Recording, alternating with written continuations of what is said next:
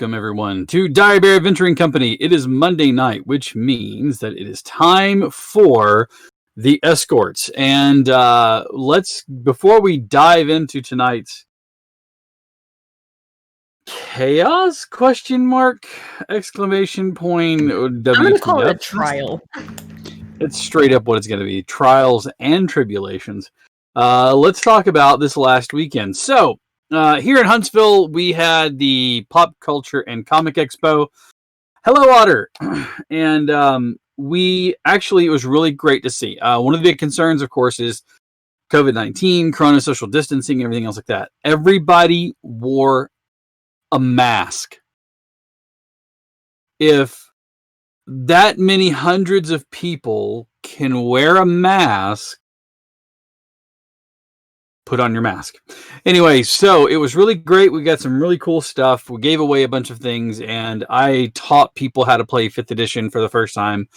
I had full tables, all 3 sessions that I ran, both Saturday and then one on Sunday. 2 on Saturday, 1 on Sunday.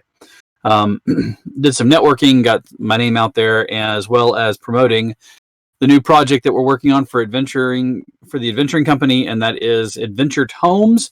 Please find us on Facebook and our own website, adventuredhomes.com. It is a monthly subscription-based box. It is going to have an adventure within it. That adventure is going to be based off of an NPC. It will be a quarterly type adventure. In other words, each box can stand alone on its own, but all the entire quarter will tie in. Actually, I guess it's not really, because we're doing every 4 months, so not quite a quarter. I guess each third of the year will actually tie in and wrap up and culminate in that 4th box, which will have a monster. Each box, we're going to be having all kinds of goodies in there, tactile things that you can hand out and keep as memorabilia for the adventure itself, including a miniature painted professionally that will come from the NPC itself, so that you can use those in future games, as well as a big 2-foot by 2-foot map of the area that you'll be playing in as part of the adventure goes. So those will be all coming out soon. We'll start the Kickstarter, so go ahead and follow them on Facebook. And if you follow Dire Bear Adventuring Company, or if you're not following Dire Bear Adventuring Company, you should, because we post all sorts of fun things that are coming up. But that is now in hand, in the bag, out of the way. Now, the next thing we have is this coming Saturday at your local gaming store, maybe possibly, depending on where you live. It's Free RPG Day. At Lucky Dice Cafe, you will find me running a game there.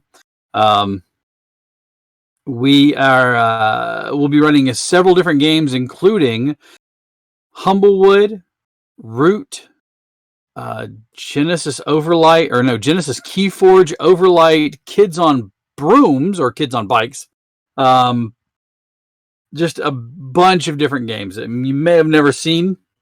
We're giving away free prizes, including a chance to win one of 2 legendary bundles for D&D Beyond. Thank you to D&D Beyond for not only allowing us to use your tools, but also for giving us those to give away. We gave away 3. Actually, we gave away 6. 3 as just a random giveaway for the tabletop game, and 3 more in charity this weekend, raising money to help sick children. And we really did a really good number with those. So you have a chance to win 2 more this coming Saturday at Lucky Dice Cafe. So again, huge thanks to D&D Beyond for allowing us to use those. And for supporting us and allowing to use their tools as it is. If you haven't signed up for it, haven't checked it out, dndbeyond.com. You can create a character there, free account. You do not have to subscribe to it. You will get the SRD material, and you can make up to 6 characters, I think. But they also have some free resources, and if you do have the bundle, don't forget that until the end of the year, you can do content sharing on up to 5 games. That's right. Normally it's 3. They've extended that out to the end of the year for 5 games. At that point in time, if it is content that is shared on that game, it will maintain that share. So that way you have access to those even beyond. Even beyond D&D Beyond. So huge thanks to them. After this weekend, Gen Con goes virtual. I will be running Adventurers League games, so they are official AL play, and I am running tier 3, so 11th through 16th level. You can get in and sign up and get tickets. I know that some of my tables are already sold out. There's a special event that's going on, and I know that at least for the two of the 3 special events that I'm running, they're sold completely out. I have 6 of 6 tickets sold. So there's still some tickets available. As a matter of fact, let me check and see what we have scheduled. Why? Because I can go to Gen Con and look at if I can get my phone to open up for me. There we go. All right.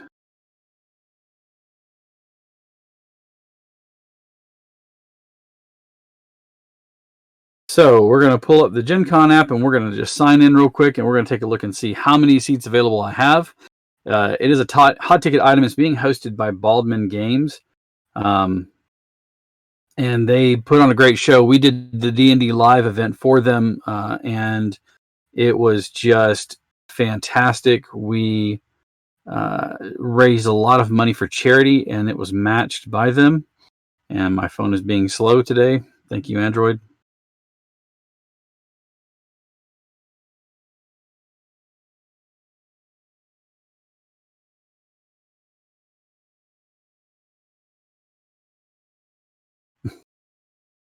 Now it wants my biometric. That's awesome. Okay, so here are all of the tables that I have running. That's all of them from Thursday, Friday, Saturday, and Sunday. I have 1 seat available left on Thursday, 4 seats on Friday. The rest of them sold out completely. So there's still a chance you can get in and play with me. The tickets do cost, but you can buy those online from gencon.com. All right, so that's what we got coming up for the next couple of weeks. And of course, as always, we'll have all of our shows that we have here. So that's Monday, Tuesday, Wednesday, and Thursday. If you're not a D&D fan or you're looking for a jumping off point or something new, don't forget to check out Tuesdays. We run Vampire the Masquerade, and Wednesdays with Monster of the Week. Thursdays back with Descent into Avernus, which, how is that going, by the way? Goat screaming. Oh, it's going great. You know, people are making deals with demons and devils and not paying attention to the fine print of said contracts. Thank you very much, Raymond Barber Jr., for your subscription at Tier 2. Thank you so much for that. I'm sorry to interrupt you. So I got a little nostalgic the other day, and I wanted to play some game, and I'm going to come right back to you, Maddie, and I apologize, but I wanted to mention this. I got nostalgic the other day, so I downloaded a game that I played back in 2005 or 6, DDO, Dungeons and Dragons Online. It's set in Eberron, but there's been some updates to it and things like that.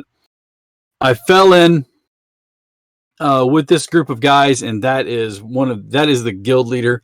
We're having a lot of fun just running around and being crazy. So if you're looking for something fun to do to waste time, DDO, it's not very resource heavy, so it can run on older machines like my poor kids' machines that's broke now. So if you get a chance, jump in and we will find you. We're on the Thelanis server. So anyways, I apologize, Maddie, for interrupting you there. It's all good. Yeah, you know, people are making deals with devils and not paying attention to the fine wording in the bottom of the contract after they ask for concessions and then forget to tell them, oh, wait, I should probably bargain for the amount for said concessions. But they found Duke Ravengard, so that's something. Listen, he had some bad things. I made a friend, so I did great. You did. You made friends with the Necromancer. Yeah. That's a good person to be friends with. I mean, just in case. Yeah. They raise you up. What can you say? Stop. Do not give comfort ideas. Don't. Necromancers, they raise you up. Good God. I already died once. I might as well. Necromancers, they'll raise your spirits. No? Should we keep going? Get the gospel singers in the background. Oh, raise them up. It's just, they're all in the white robes, but it's all just a group of ghouls that they're in the robes, dancing back and forth. Now I need to make a necromancer that's what his outfit is one of those outlandish like Steve Martin's outfit in Leap of Faith, which if you haven't seen is a fantastic movie. It's like a white suit with like wingtips and stuff. Anyways, I digress. So making horrible deals with demons and not paying attention to the fine print, which will always be your undoing. But I mean, other than that, it's going great. It's going great. I've only killed one party member thus far. He got better. He did. Because his god was like, you're not supposed to be here, get out. So you got kicked to the curb by your own god? That's funny. Can we talk about like literally you dismissing slammed her back god, down. their Oh, god? right. And then, of course, we have Adira, who is meeting gods that are not her own, and then dismissing them before they're ready to leave. Okay, Oh, I saw the clip on that, and I'm like, well, that's awfully ballsy of you. that was an accident. That won't Sure. That was an accident. Okay, you can go. Just remember, can go. if humans and humanity have anything, it is the audacity to dismiss a god. Listen, I thought he was done. I thought he wanted to leave. This motion. Just go. Exit stage left, please. We're done. You can go. Yeah, I'll call so later. We're at the point where we're pretty sure Hubris. that Adira is going to meet every god but her own, and make friends with them, and have a I'm list just gonna of have gods. the longest best and, friend list. That's yep, fine. My little god friends, my little god friends. pretty much. Apocalypse god friends, punishment from above. All right. Well, to this game, we've had some interesting turn of events. After being summoned back to her hometown by her father, seeing him on his deathbed, he trying to make amends in the best way that he can, and basically absolving her of any sort of ties to the family, saying to her that he wishes for her to not be mixed up in the deals that darken their doors these days. Her mother seems up to no good, and as it was, puppeteering, even being so bold as to state that she was puppeteering the eldest son, the future patriarch of the family, possibly ruler of this vale. There in the deep of night, with Axel's watchful eyes invisible to the world around, he witnesses someone slipping from the room quietly and disappeared on a hallway into the murk. Now, before we go on, I do need to ask, Axel doesn't have any magical sight beyond like dark vision or anything else like that, correct? Okay, thank you. He has to touch somebody for that. Okay, disappearing into the darkness of the shadows as though being swallowed by them altogether. Zastari, concerned for her father's actions and seeing the person slip from the room, rushes quickly in there to find that he's no longer amongst the living. Just as she is moving her hand away from her father's fallen form, the lights illuminate the room, and standing there is her mother and her brother. Accusations of murders fly. Guards are called, and Zastari is held.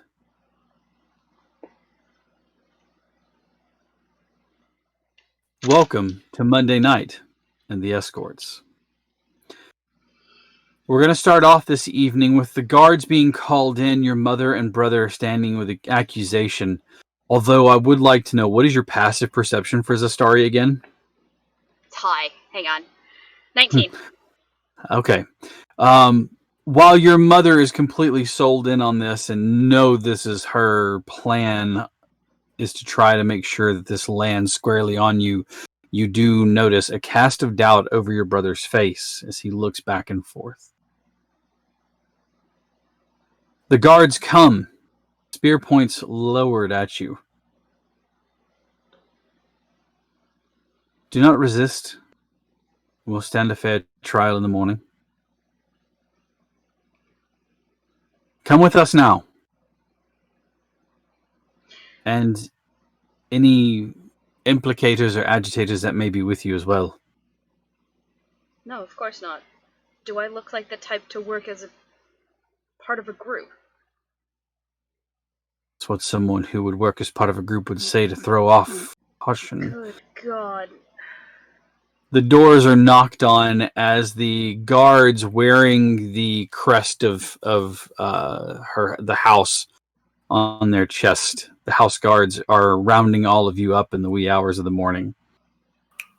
Do they go through Saltiel's door? They knock on the door. Okay. I have to ask. Mm-hmm. I want the reaction. Oh, I when they know find damn good and pillow. well. Okay. What were you saying, Sarah? I'm sorry. I want the reaction when they find that pillow. Yeah, that too. They knock on the door. They just like, you open the door and peer out. There's just a pillow for it in the room. And they're like, we need you to gather your things and come with us, please. You see two horns pop out from the top. No, like they pop up, but the sheet gets caught on them. So this is like this weird looking ghost with, with Yeah. horns on there. It's like a fist fight with the blanket, half asleep, except nobody's winning because it's stuck. Yeah. Oh, Saltiel's staying in his dome. Is like, yes? What is it? There's been an incident. We're requesting that you come with us, please. What kind of incident? Please gather your things and come with us. We'll be the ones asking the questions in the morning. But I'm asking you a question right now. What kind of incident? The next sound you hear is clearly somebody rapping on the door with the butt of a spear. Are you really that bored? I would rather not be awake at this hour, but there's been a murder. Are you going to come out or are we going to come in? I mean, you're free to come in if you want to. I'm still waking up. And the door is open. And as soon as they step over the threshold... Air raid sirens! What? Like full on... Yeah, basically. Oh, everyone else is up. Oh yeah, now the entire house is up. The manor is awake now. Lights are going up as continual flame spells are brightened. There's people now rushing out in their evening wear, their dressing robes and things like that. As the two guards now drop their spears and clutch their ears, looking at you like you can hear them mouthing and yelling, "Shut it off!" He just sits there inside of his dome, like on the bed. One of them walks over. The dome is visible, isn't it? Yeah, it's visible. Well, They can't see into the dome, though. Well, if he doesn't want them to, yeah, he's it can he's be letting clear, it be or you visible. can make it. You can make it Yeah. opaque, or you can make Yeah, it. the dome transparent. isn't opaque, but he did Yeah. put it down as an extra layer of protection. Mhm. That no One of them but comes his up and getting goes through. boom, boom, boom, boom, boom. Yes, Oh god, and it's not concentration. It's just there for 8 hours, isn't it? it's just there. Yeah, there's no concentration at all. Yes. We need you to come with us. Why? Holding you and your allies in questioning for the murder. Do you know anything about magic at all? I know that magic users are pretty squishy when you stab a spear through them. You wouldn't even be able to hit me. He goes and boom, hits it off of the dome and goes, well, it won't last forever, will it? Well, this actually lasts for 8 hours and only takes me 10 minutes to put up another one at no cost to myself.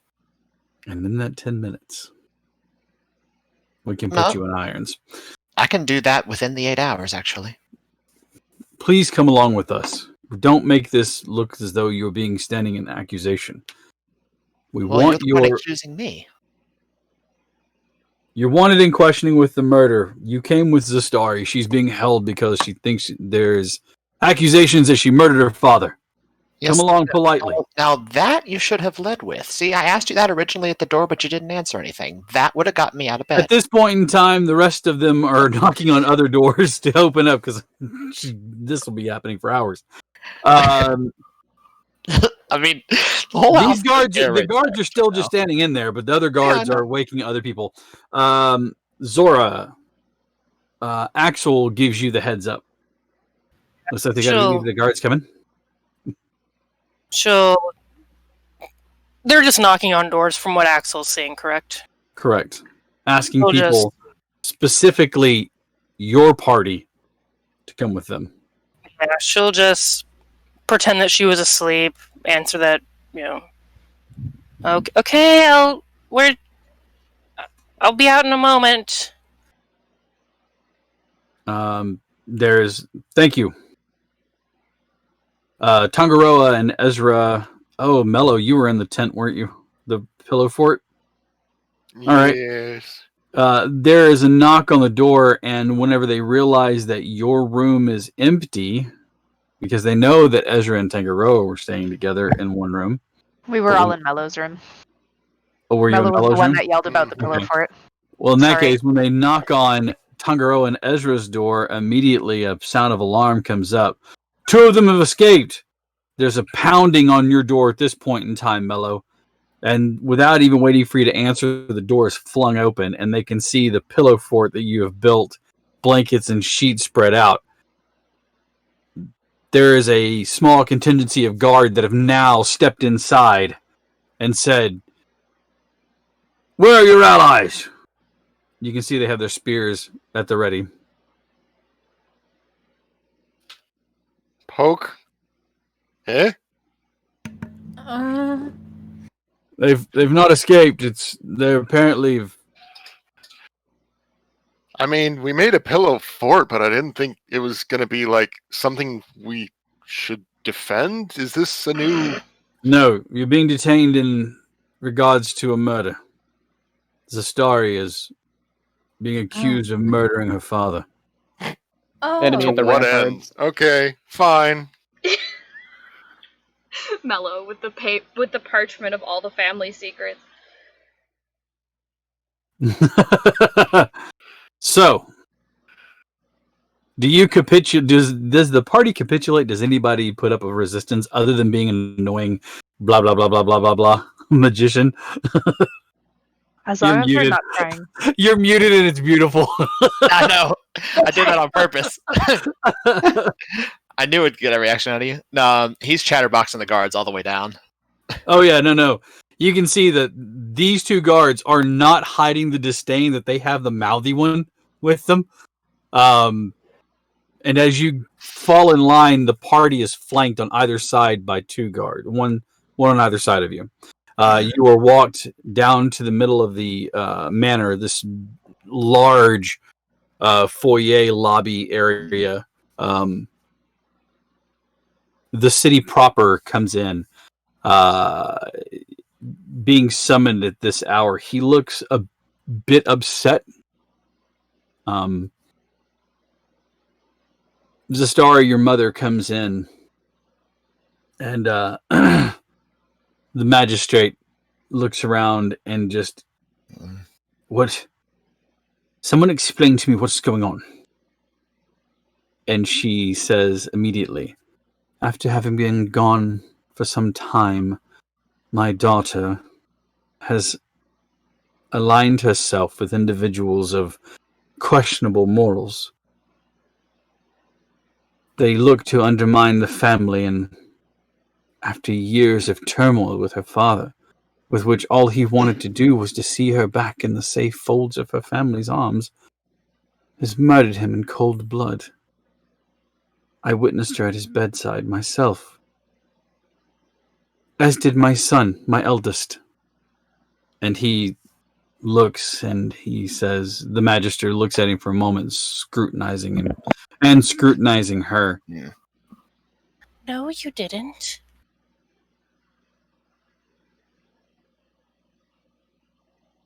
Detain them. We'll get to more of this in the morning.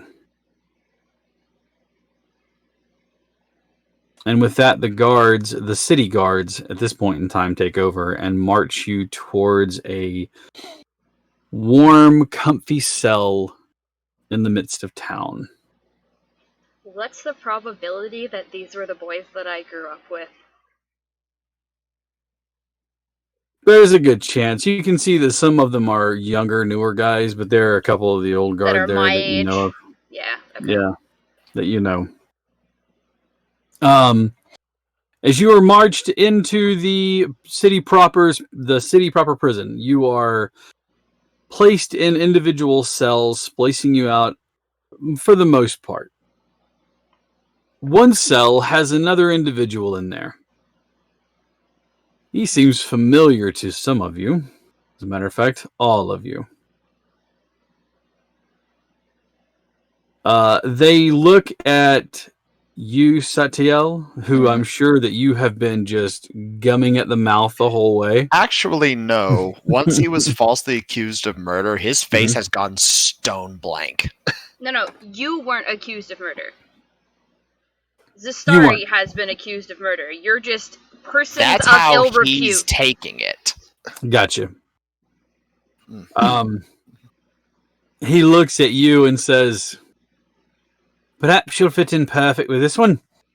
The cell is opened and you are shoved in to stand almost face to face with an individual that you remember well and that you share a bit in common with. Hello, Barrick. Was that you? Wait, Yep. what are you doing here? Well, Come here! I just Yeah, bear yeah. hugged him. I'll give him one arm hug. Some Bear hug lift. some idiot is very blatantly framing us for murder. What? Yeah, that was my reaction too. She didn't even try to make it feasible. That's because mean- she's not trying to frame you. Are we all in the same You're- cell? No, but you're like separated by very, very small area. And most of it is open, so you can kind of see each other. You can see each other, you can hear me, definitely. Mm-hmm. Oh, yeah. As soon as you say Satiel, everybody hears Bodik's voice like light up the entire area. Oh, that's the carrots guy. You taught me about the carrots and the peas. Wait, Togoro? Everybody's here! Hey, how's it going? Yeah, we're all here. One of the guards that has been entertaining you over the last day or so walks up and says, "Listen, Bodik, try to keep it down. You know, we all like you here. We want to see you released. It's just a minor incident with the magistrate. He didn't. We know you didn't know that his. Look, just tomorrow be as kind and as nice and congenial as you will be, and this whole thing will blow over. His daughter's still smitten with you." What did you do? I was trying to heal people.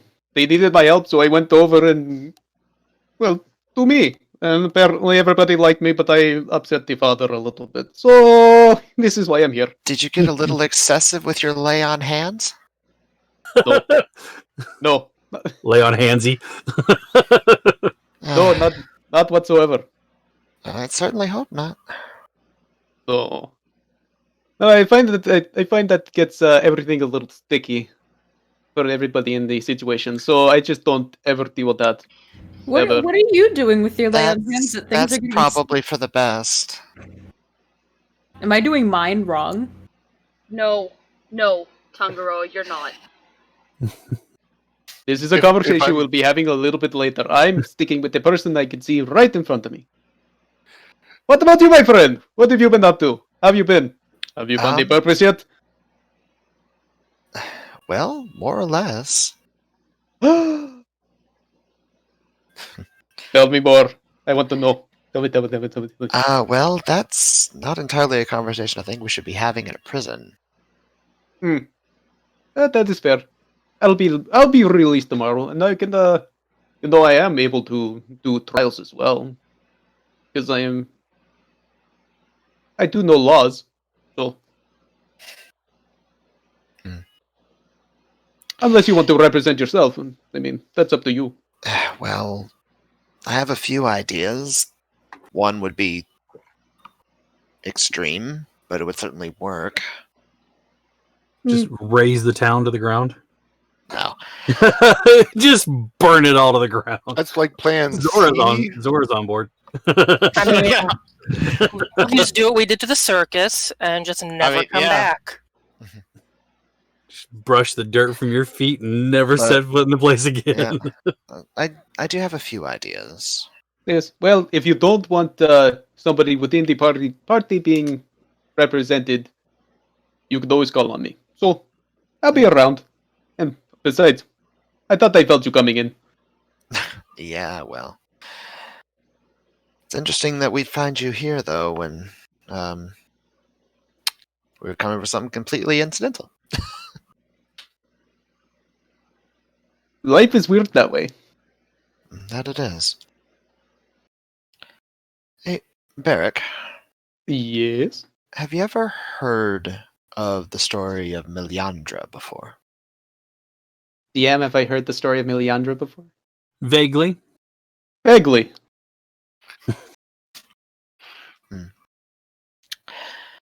Well, to satisfy that burning curiosity of yours, well, let's say that purpose of mine is tied into that old tale.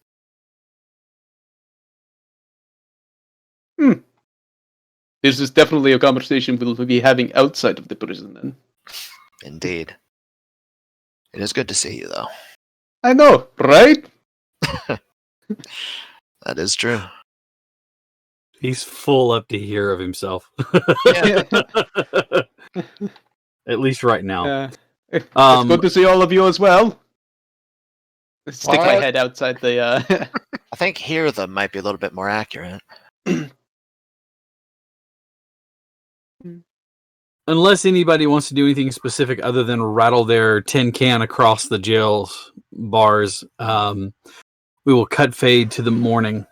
Zora's gonna have Axel just haunting the fuck out of that house as far as looking for information and all that kind of stuff. Oh, excellent. Poltergeist. With Well, not that in mind, haunt, but like, you know. I mean, if he gets bored, he can knock a cup off a shelf or something, but... he works as a standard familiar, if I'm not mistaken. Mm-hmm. So why don't we have him do this? Since you're in a cell and you are perfectly capable of going all whoop, but what is the range on that? 1 second. I think it's only like 120 or 100 feet. Probably. Direct control is 100 feet. Yeah, but she can be like, hey. But can she Oh. see through his eyes beyond that? No. No, okay. But you can still like have him try to find things and then come back and report. The only difference is you'll be using his investigation versus yours. Mhm. So do you have access to look up the sprite in D&D Beyond? Yes, I do. Awesome. So if you'll bring that up, we're going to have you make some rolls for him. Okay. First place you would like to go. Since he's invisible, I'm going to give him the run of the house. But he said he couldn't get into, like, the mother's room. There was something blocking that. Correct. Okay. So he's already not going to try that. Run of the house, except for those places he can't get into. Yeah. He's going to give a good once-over of the father's room to see if there was any kind of entrances that were, like, obscured, or possibly any signs of someone having, entered, exited, forcefully. Okay. Give me an investigation. Or have been standing there or something. Yeah, give me an investigation check. Good. Plant evidence. I mean, what? 18. 18. There was no forced entrance. However, looking around, you notice a spot kind of behind some of the deeper curtains that create enough of a shadow that he remembers that the apparition disappeared in the shadow. So it looks like it would be a good place to hide, maybe. But you don't see any forced entry in here. And Okay. it doesn't seem like the windows were raised, or especially considering the bars on them because of somebody escaping. The unique design of them. He's going to investigate. You said the figure went like around a corner towards a hallway with a window and Right. disappeared. He's It going to disappeared. investigate that area to see Okay. if there's anything like a hidden door Mhm. or anything like that might give a hint. 17?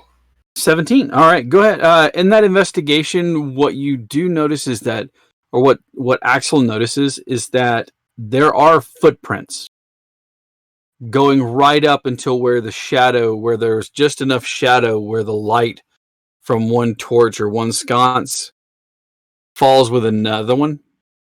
And those footprints kind of lead right up into that point. Okay. There's no other point of egress from here. And he's just going to kind of alternate between following around the mother and the brother. Just see what they're doing through all this. All right. Have him give me a perception check, please. Let me double check if I have any bonuses. Oh, +3. Hey. 15. Okay. The brother is following the mother around as she is actually taking the helm, and they are preparing the body, getting him contained and things like that, preparing him to move out of the room. They're doing the shroud where they carefully wrap the body. As he's watching them do this, let me have you make one more perception check for me. Dice, don't fail me now. I'll take it. 21. He notices the lips are uniquely, or actually like oddly more purple than what you would expect to see from someone who is just exsanguinated or just died and their blood starts to pool down. These seem uniquely blue, and there's a little flecking of foam that's still there at the corner of the lips. Like, everything points to it being poison of some kind. Some sort, possibly. Okay. That's what your inference can take away from that. She'll just kind of pipe up. Satiel, wait, is this Starry here as well? Mm-hmm. Yeah, Or is she in you're another one? you're all kind of. Okay. It's a cluster of cells that have one wall on them, like so that there's one solid and then 3 barred areas. So you guys can actually kind of see one another through almost all of them. Once Axel comes back, then if everyone can kind of see and hear each other, she'll just relay that. She'll be like, there were shadows in the father's room. There was no sign of forced entry. Axel saw a figure leave, and then when I had him go back to check, he saw footprints just leading to a shadow, and they didn't continue anywhere. Like, he just disappeared, or whoever was there disappeared. Does anyone know anything about poisons? I know how to heal them. I have Only- academic knowledge. Only herbal poisons. I've And accidentally eaten some in the pufferfish. past. And pufferfish.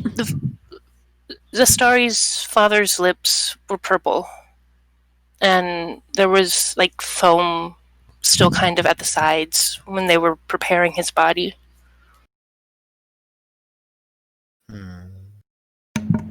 Cyanide? I don't know what that is. Not a poisoner. Do you want me to roll anything, just potential intelligence, just to see if there's something that might... Yeah, give me a nature check. Nature. Nature. Nature. That is an 18. Yeah, you do know that there are some poisons that are slow acting, or they can lay dormant for some period of time before enacting. That might be possibly the cause of this, and you've known that to cause the body to react in certain ways, like a swelling of the tongue, um, the drying of the mouth, where the last of the saliva causes it to foam out, and they basically Asphyxiate. Thank you. I don't know why I can't say that word right now. That and Worcestershire. No, that one's Worcestershire. That one's easy for me to say. Asphyxiate. But yeah, you do know of some poisons that can do that. They're not difficult to come by, so to speak. Yeah. But I imagine not. Considering this Zastari, give me a history check, please.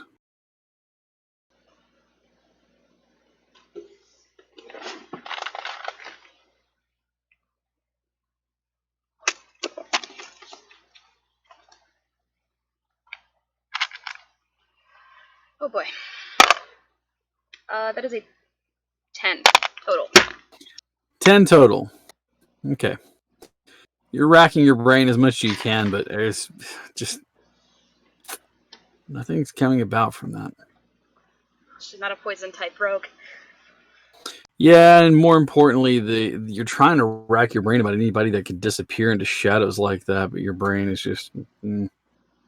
For our magic users, if there is anyone who might want to give me an Arcana check of some sort, like for magic that might allow that to happen. I can do that. I got a 0 in Arcana. I ain't even rolling. I Okay. am going to use my DM's inspiration that I haven't used in forever. Is that still good? I haven't used it. I don't even carries over to think the that next counts anymore. Does it Well, carry over though? Really? I'm still using it because I didn't have any dice to roll last time for mine See- still, so... see, I did not like the 4 that I rolled originally. However, Yeah, the 13 is a little better for a 26. All right, for a Better than mine. 26. I rolled a nat 20 for a 24. Okay. Well, then let's combine. By your powers combined, we are Captain Figure This Out. Shit, by So- our powers combined, we hit 50. So that should count for something. BC all. There. I'm just glad I rolled over a 20 on mine. Your Like, eyes hey, roll back in your head, and they just start going white as you realize you start speaking in tongues. And it makes sense to the rest of the group. No. See, I do know that spell. I mean, isn't that just a form of prestidigitation? So, you know that there isn't a direct, or there are some magics that can do this, but Zastari, hearing them talk about the magics that can do this, you know, given your training, that there are others that have the ability to move in through shadows, using them to literally enter and exit without having any issues. They just kind of use the shadows to step through to other points in time, and they can move from one shadow to another one as though moving. I gotta be right back. Somebody's knocking at my door, so. Yeah, no problem. Please hold. And we have a lot of our new viewers, and we have a lot of returning viewers. So I want to say hi to Otter. Otter and I have been playing a little game here and there, off and on when we can. Thanks to my girlfriend, who was like constantly, "I want to play D&D. I want to play D&D." So, hey, Otter, thanks for joining us this evening. We have Jelliphant, and we have Archduke Franzi, and I noticed that we had the guys from Lord of the Realms, like I said, playing on DDO. We had some fun playing in some of the missions earlier today. Again, like I said, pick it up. It's free to play. It's a lot of fun. We'll run you through stuff. We got lots of new characters. Anyways, back into the game. So, you know that it is a very unique set of skills, and it is not one that interested you when you were learning. But you know the stories of these types of assassins that can do this sort of thing.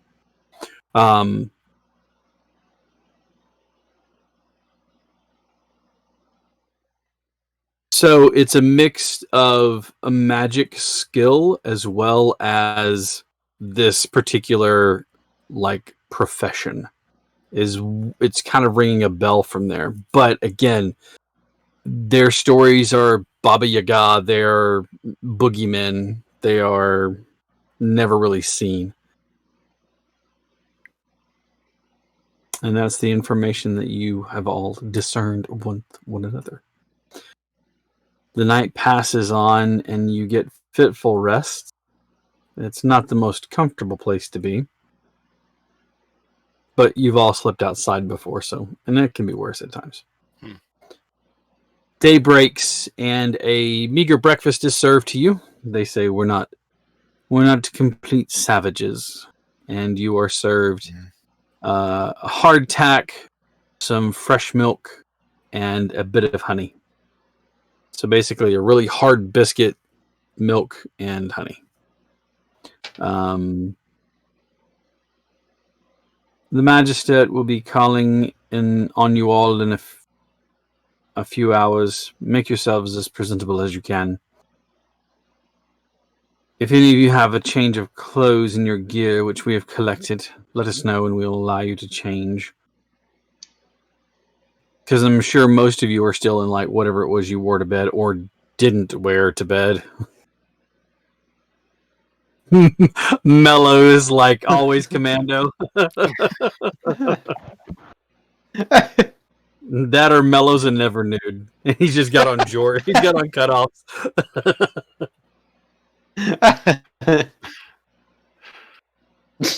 He probably wore some sort of underdrawers. Undergarments, small cloths, if you will. Considering he had friends over. I was going to say, we were all cuddling. You're all spooning. Mm-hmm. Yeah, we went over this last time. Ezra's little spoon, Tonga's big spoon, Mellow's extra big spoon. So like literally, fantasy jorts. Fantasy jorts. So wait, what was that order again? Ezra, little spoon. Tonga, big spoon. Mellow, extra big spoon. Which is funny because if I'm not mistaken, isn't Ezra like the biggest one of you all? Yep. Ezra gets his clothes because like he wore just like a sort of shorts to bed, but he gets his clothing from his gear. Yes. He doesn't eat either. All of you are allowed to change into some clothing. Yeah. Not armor. Yeah, Satiel's he's putting on his cloister robes. Which, if I'm not mistaken, the only one of you that really wears armor, I guess, would be Tangaroa. Tonga, I guess so. I have leather armor. Zora's the only one that doesn't. I don't wear armor. And Ezra. Oh, I guess the two of you are the only ones that don't wear armor. All right, cool. I don't need it. I don't know why I thought Satiel didn't, but you're right. He does, doesn't he? Yeah, he wears studded leather. War mages. Blade singers. Yep. All right. You are all eventually escorted. Again, a line of guards on either side of you towards the Magister's Hall. Bodek falls in line with the rest of them. They present you all, and you are seated on pews. As the rest of the town falls in, there is a murmuring whisper that seems to float around the room as people talk about the death of the great house, the patriarch. As you watch, sorry. Okay, at least for the little bit he can be.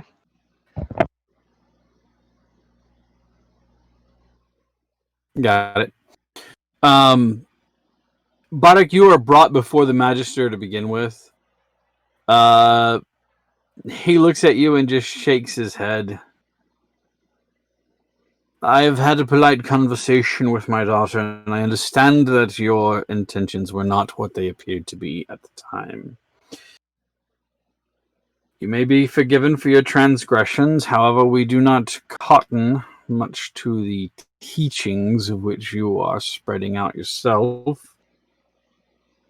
We would appreciate it if you collected your belongings and left as soon as you were able to. with the entourage, and sure enough, some of the people that have been following you, like some sort of wayward messiah that you are in there. As you turn around, there's like the Boddick fan club. They're all waving at you like idiots. Yeah. Well, I already set up a town with the caravan that was following me previous. Now these are just the new followers that Yeah, I'm collecting for the town. right. So, okay. If that is what you want me to do, I shall do it without any reprieve. So, It is not that you're not welcome. It's just that you're a bit too much for us, if you will. a lot of people say that. I don't know why. I just like really helping people sometimes, and when they need help, I always come and just do everything I can. Give me a persuasion check. Sawteel in the background. It's weird seeing this from the outside. Persuasion? Yes, please. That's a 19. He looks at you and grins, a smile breaking across his face. It makes his elven ears kind of pick up a little bit. It's no wonder they find you fascinating in the way that they do. Listen, I tell you what, give us a few days, allow all of this to blow over. Feel free to stop by when we'll have a drink again. Perfect. I like it. I cannot wait. Now, on to more dire matters. Zastari, as you are named, please step forward.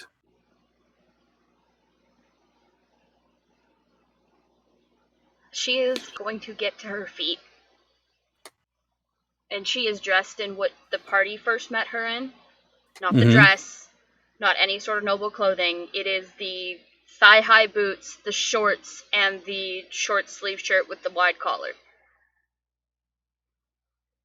But her hair is pulled up.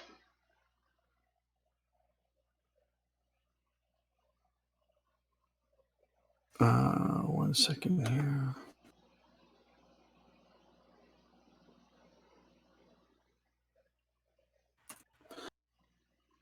You are presented before them, a guard flanking you on either side. Again, guards watching your party.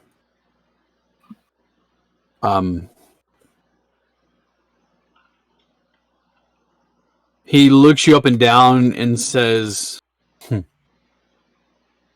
believe I remember you. Kosalia, if I'm not mistaken, of House Zilstena. Yes, Your Honor. It says here that your name is chosen now as Zastari. Do you still bear a house name? Only that which I have chosen, Your Honor, which is Oribella. I'd be happy to spell it for the court stenographer if you like. And you can see the quill quickly moving across the paper. Suffice to say.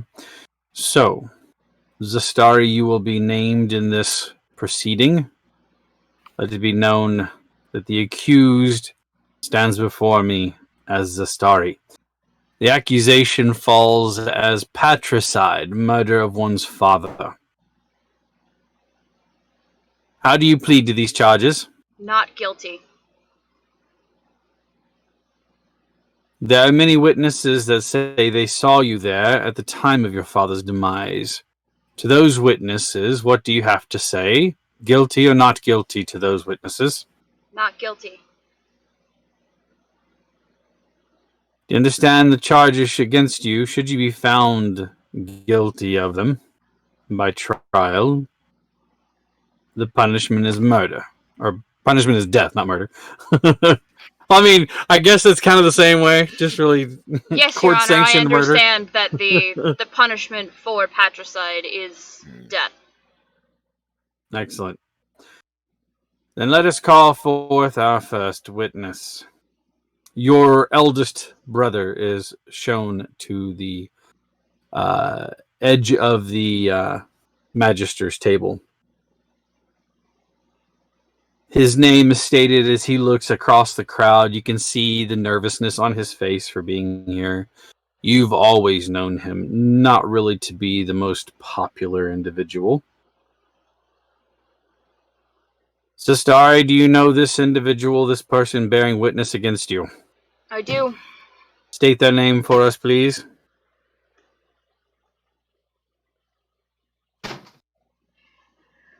The player needing a Filverol reminder. Filverol Zilstina. Is this your name? And Filverol nods his head up and down. Please speak out loud. Yes, yes, it is my name. Please tell us what you bore witness to on the last evening. Mother had woken me to some noise that she heard. When we came into Father's room, there we saw Zastari standing over Father's body, moving her hand away from him, as it were.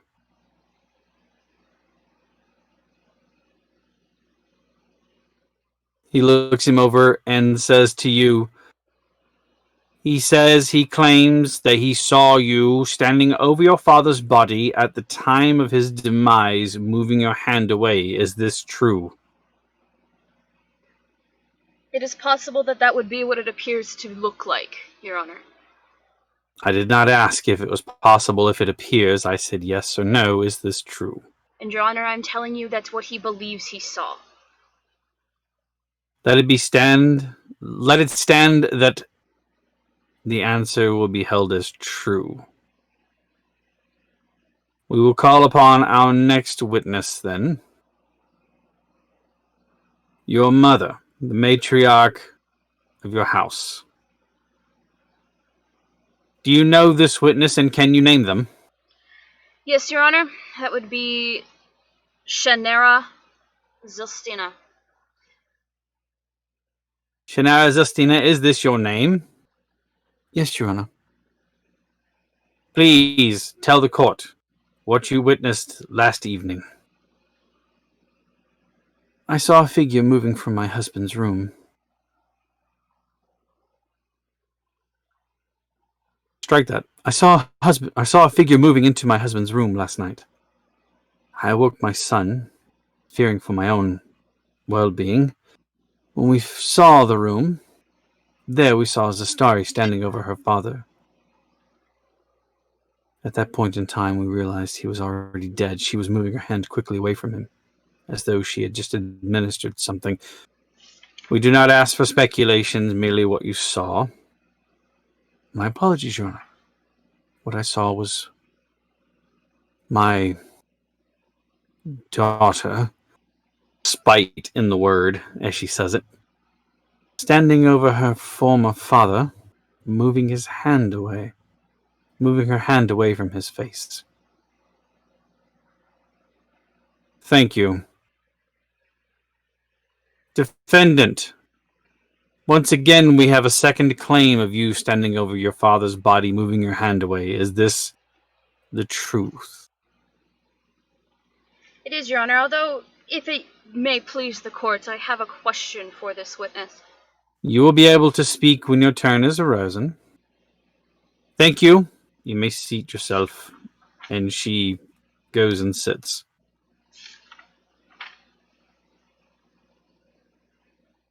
We have heard the accusations. We have heard the witnesses. Do you stand to defend yourself, or will there be someone who stands for you? I stand to defend myself. He kind of leans in his chair for a moment, and he narrows his eyes, and he says, "Are you sure that's what you wish to draw?" Well, considering, Your Honor, for the fact that, for the first time in your court, I am actually innocent of the crimes that I am being accused of, yes. You've known me quite a few times to be in this court amongst some of my friends as I was growing up. And she kind of gives like a pointed look at a couple of the city guards because she knows who they are and knows for a fact that they got into as much trouble as she did. He looks. Do you do anything to hide that, or do you just?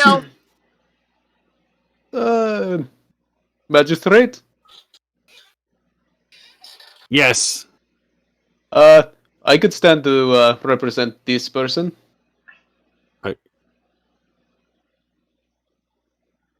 Are you certain? I've actually had run-ins with these people long time ago. I'm more than well versed with their character, and yes,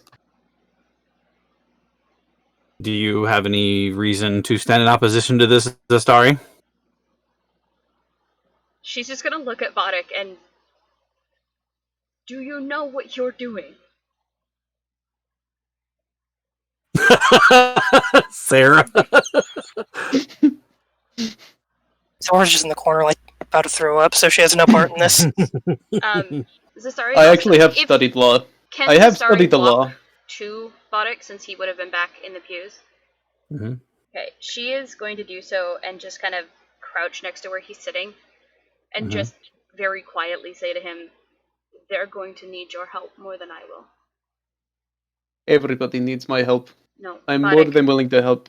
Vodek, this is stacked against me. It does not matter how good you are. The chances of me actually walking out of this courtroom with a not guilty verdict is very slim. They're going to need your help because they did nothing wrong. Neither did you. You're right. And I have enough things to prove it. Trust in me, please. Trusted. Okay. Well, call me up as a character witness anyway, when it comes up to it. I will. And she just gently pats him on the shoulder and then moves back to her position. So I take it you are rescinding your request to stand in place for Zastari as representative? My counsel has told me that she would prefer to represent herself. So be it. Let the record show that the accused is standing in representation of themselves. Zastari, you are being called to witness. Tell us your whereabouts and the occurrence from last evening. Of course, Your Honor. We arrived at about mid-afternoon, I believe, to the manor house. At which point we were greeted by the family servants. I gave leave to my traveling companions to explore the grounds and explore the house to their desires, while I went to change and visit with my father. During this time, he forgave me for the transgressions and the pain that I have caused my family, and has allowed me to be who I am, which is the woman named standing before you. That night we had dinner with the family. I was able to rekindle friendships with my siblings, whom I have not seen in nigh on 8 years. And this included a rather pointed conversation with my mother that led me to be suspicious of the health of my father. I am aware that he was passing on.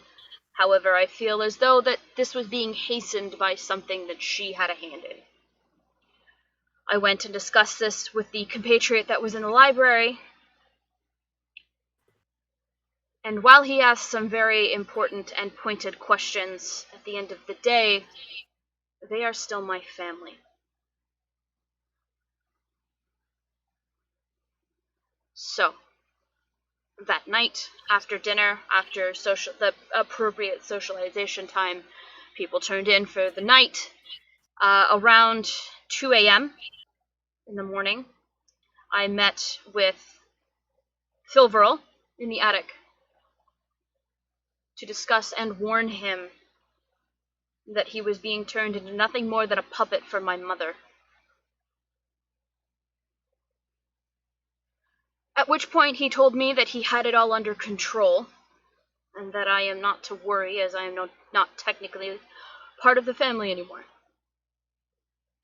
As I was going back down, I wished to at least have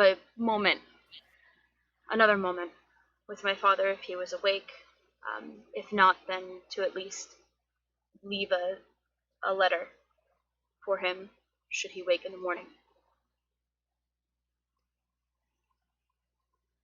As I approached the door, someone slipped out of it. It was not my mother. It was not one of my siblings. They walked to the end of the hall, turned a corner, and I did not follow. I was a little bit more concerned for my father. And I must admit, Your Honor, this is where I am perplexed. Either my mother heard me or she saw me. She couldn't have done both. And she has never heard me sneaking around the house before, so it seems rather strange that she heard me now. Your conjecture is appreciated at other places. I apologize. Please, stick to just what you know. I stepped into the room, approached the bedside, and pulled out a mirror from my components pouch and held it beneath his nose just to see if he was breathing. At which point, the room flared with light, and I was accused of murdering him, when I did nothing of the sort.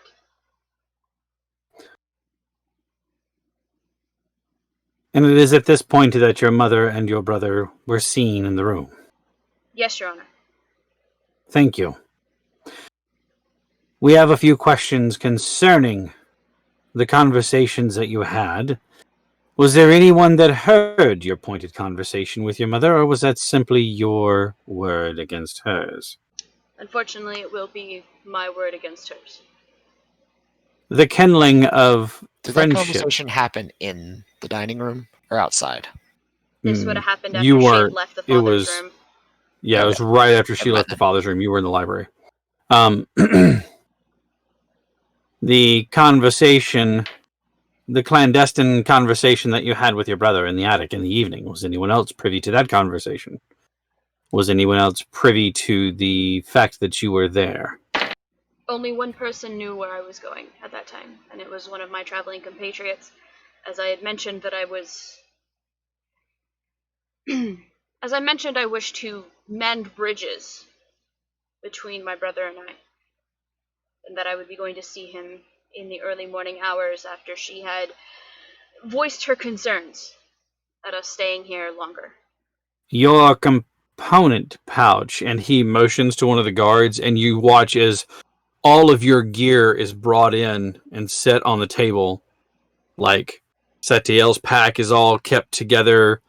Zora, Zastari, Tangaroa, like your armor and everything is brought in and set down, carefully placed where each piece is separated on a table. Would you please identify, without opening it, which one is your component pouch? She'll point to her pack. He motions to one of the other guards to bring them over, and the guard takes the pouch. And is this the item in question that has the mirror contained with therein? Yes, Your Honor.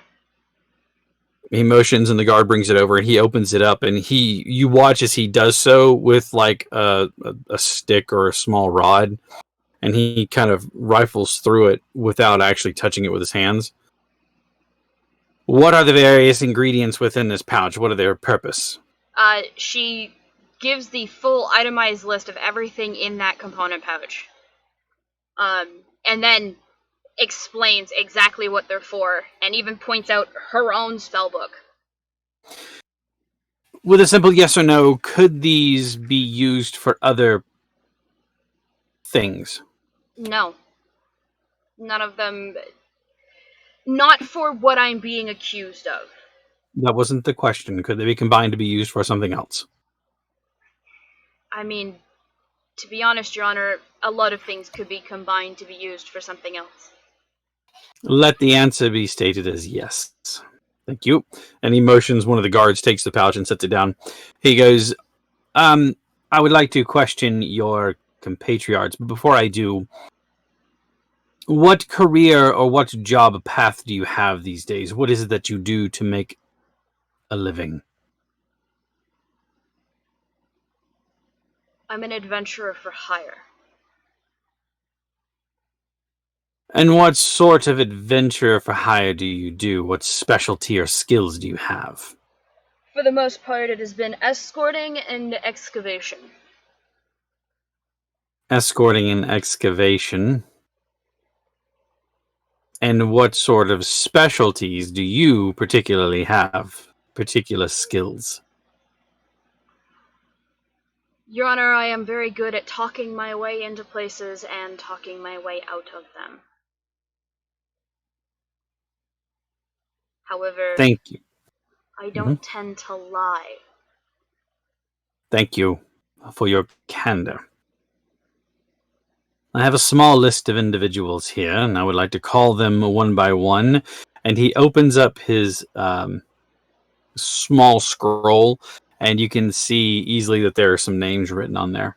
I would like to start with, it appears the name simply written here is Zora. Is that correct?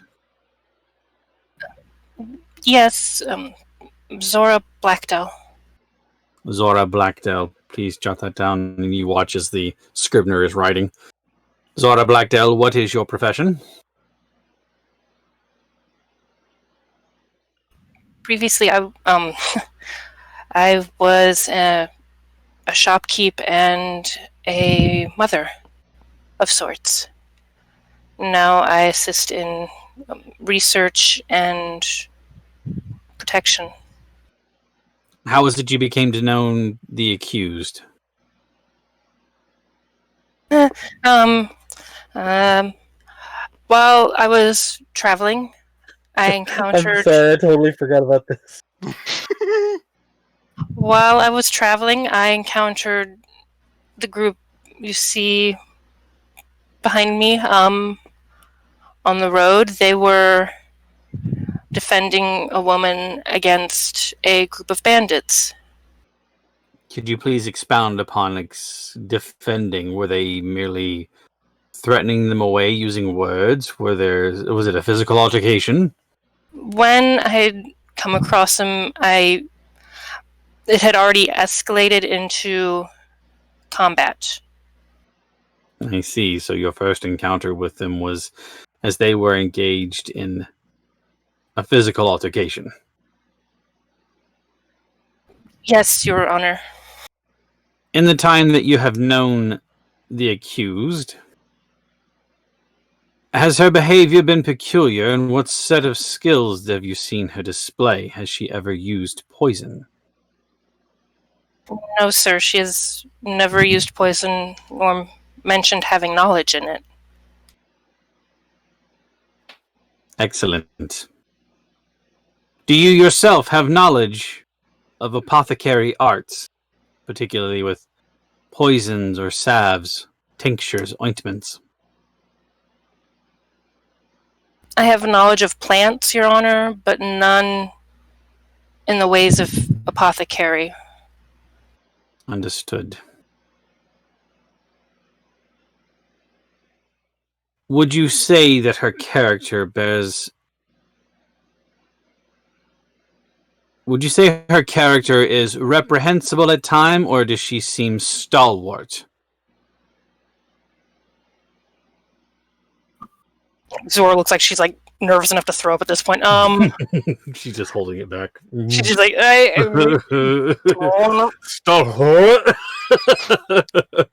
Your Honor, I have encountered her and traveled with her in many situations. And while, yes, we have had to defend ourselves due to either wildlife attacking us while traveling or brigands on the road, she has acted with honor. While traveling, she has taken care of those less fortunate in deed and coin. And while she sometimes wavers, I have seen her do more good. She has grown since I have known her. And so you have seen her do things that would be identified as not necessarily good. Is that correct? in the way that one would identify a child as doing something incorrect. Not anything malicious or done with ulterior motives. Someone learning to be a better person. Thank you for your time. You may be seated. We will call you if we need to again. He goes back to like the bench and's like head between knees trying not to throw up. We would next like to call to witness Satiel. He'll stand. Please state for the record your full name. Well, the only name I've ever known myself as... Sorry, my throat. Yeah, okay, that's better. Sorry. The only name I've ever known myself as is Satiel. How is it that you have come to know the accused? We met a while ago, and it's not that we met each other on purpose, more of we were all hired to escort a caravan as their guardians. What was the outcome of that particular diligence? We had to run away from an active volcano. And the charge with which you were to guard? She was brought back safely.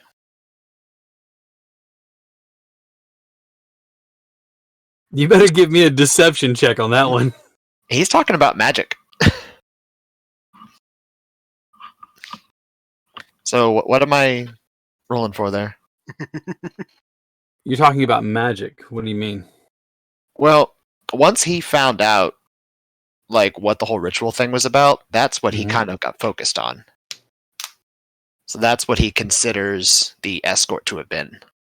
Then I need you to give me a sanity check. Ooh. We haven't made those in a while. Actually, that's a good question. Would he even remember the old? He still does. You still have some tatters of that memory there. Okay.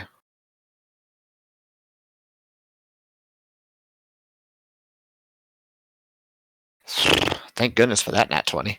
So 23. Like I rolled the virtual dice. It stopped on 7 and then kept rolling.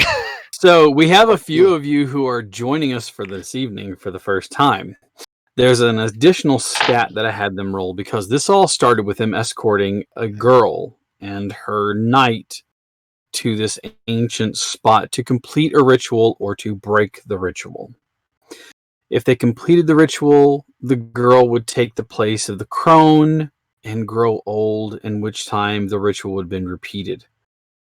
If they killed the girl, they dropped the veil and restored magic to the world. Well, they decided to... Well, I should say, one person decided to restore magic to the world. Yep. As a matter of fact, it's the person that stands accused. However, because they were... Nope, Zastari is the one that shot the girl. Because they are standing at the epicenter when this magic flooded the world, they have memory of both the time before magic and the time where it started. They are the only ones that they are in a small, very few group of people that would still survived the eruption that happened. In it, I made them create an additional stat called sanity. Anytime there came a spot where the veil between those two worlds crossed over or got really thin, they had to make a sanity check to determine which route their mind would take. Some of them, like Satiel, gave up the holding on that previous world and accepted a truth. And when he accepted that truth, it made his determination a bit more solid as far as the magic is concerned, but it challenges his mind greatly if he has to make a sanity check and he fails it. we're talking about either a long-term madness or possibly even a permanent one, depending on the depth with which he fails it. So every once in a while, you'll hear me say, make a sanity check, and I do it just enough to where they get comfortable without making them. Then I make them. Then I have them make them. So Yeah. you remember that you escorted the girl there, and that magic was restored through an action that was taken. Mm-hmm. And you remember what that action was. You pause for a moment, reflecting back, and you kind of go in your head, oh yeah, Mm-hmm. she killed a girl. Yep.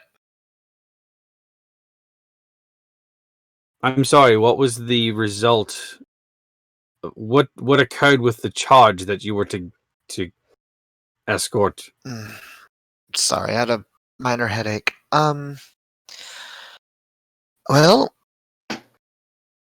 we broke a ritual that she was to be used for. So then you escorted her safely and then saved her life?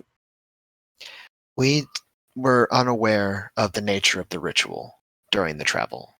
We were only hired to be escorts to the location. And where is your charge now?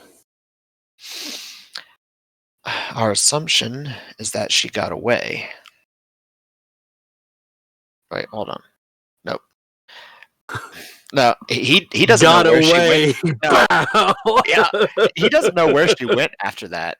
No, the Because- crone left. The crone Yeah. and the knight left, but That's true. your charge wasn't the crone. Your charge was the girl. Actually, your charge was the crone and Yeah. the girl, so... So, no, because he wouldn't lie. One of them survived the encounter at the ritual site. We were unable to protect the other. I see. Would you consider that a success, then? Honestly, no. I had hoped to save them both. I understand. What of the character, then, of your ally? Speak to me of Anna. Has she ever had an altercation with which she provoked?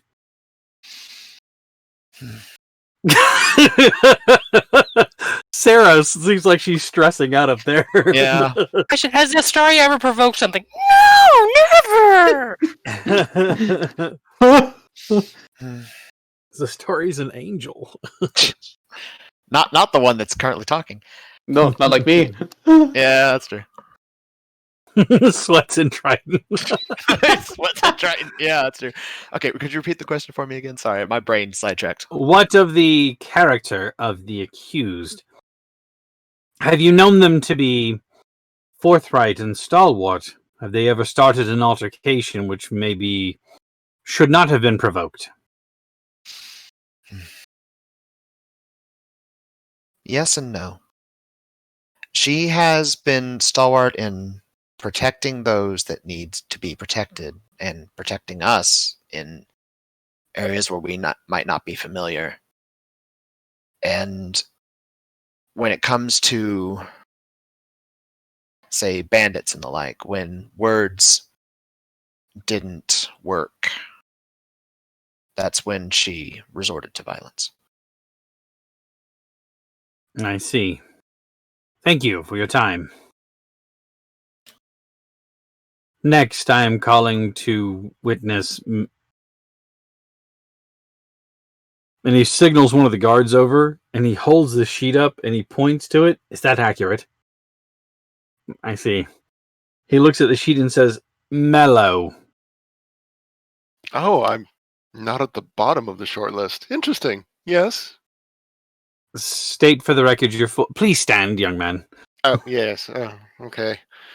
Stands up. State for the record your full name, please. Mellow Carpenter.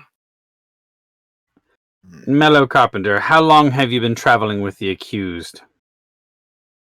I've been traveling around the same amount of time as Satiel was. I see. So you were a part of the mission which escorted your charges, Correct. where one was saved and one was not. Unfortunately, yes. Would you say that the accused had any direct influence on the outcome of that situation? We all did. I understand, but the question was the accused a part of that direct income or Yes. outcome? I see. What part did the accused play?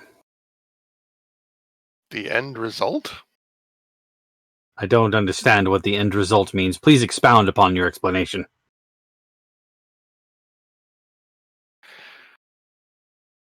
He makes the same sort of pose with the aliens. Boy. Mhm.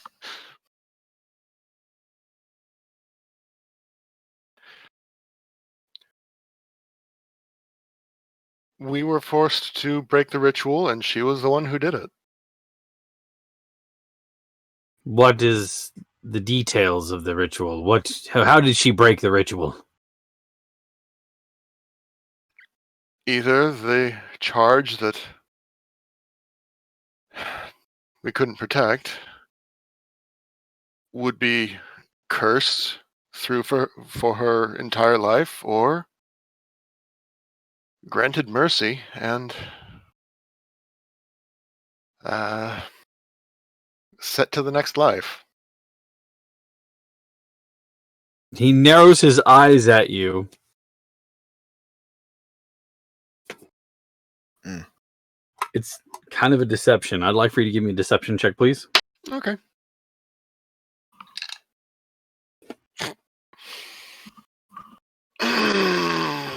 That's a natural 20, so 32.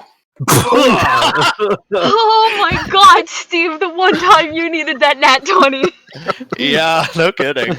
I'm just Not put only this- did the magistrate believe your lie, put this everybody back in else there. believed your lie. I'm just glad I nat 20 that sanity roll because what? bad for Satiel. Well, okay. You thoroughly convinced the party who was there that this happened. You say she granted her mercy. I assume by freeing her from whatever bond it was she was stuck in? Yes. I see. And what of the character of Zastari, since you have known her? Any provocations within your group? Do you find that you would live and die for this individual? Yes. She always does her best to do what she thinks is right, and will do her best to try and teach those around her to do what's right as well. Have you found her to be a scrupulous individual? I think she makes the right decisions, yes. She may come across as sometimes crass when people don't want to learn, or when maybe words aren't always the best way to communicate, but she does her best, yes. I think that is the nicest way I've ever heard somebody say. She can be a bit of a bitch sometimes. Yeah. Bard. Yeah, bards. This is why no, not even Mel. This is why Steve is a bard. This is why Steve is a bard. All right. So, well, thank you again for your time, Mellow Carpenter. Mellow. Anyways, you may may be call me seated. Mel if you wish. I do not wish. Thank you. Next on his list, he calls up Ezra. State for the record your full name. Ezra Azurite, Ezra Azurite. correct? Thank you. How is it that you have come to know the accused? Was on the same mission with Melo, Zastari, and Satael. The outcome of that is that she freed one of the charges from the bond that they were stuck in, as accordance to your ally, Mello. Do you hold the same story? Was this individual freed? And if so, I understand there were 2 charges. What occurred with the other? One is past, the other, I'm not sure. Perhaps. Past, as in. She passed, Your Honor. As in to die? Correct. How do you know that this was the outcome of the individual? Did you bear witness to their death?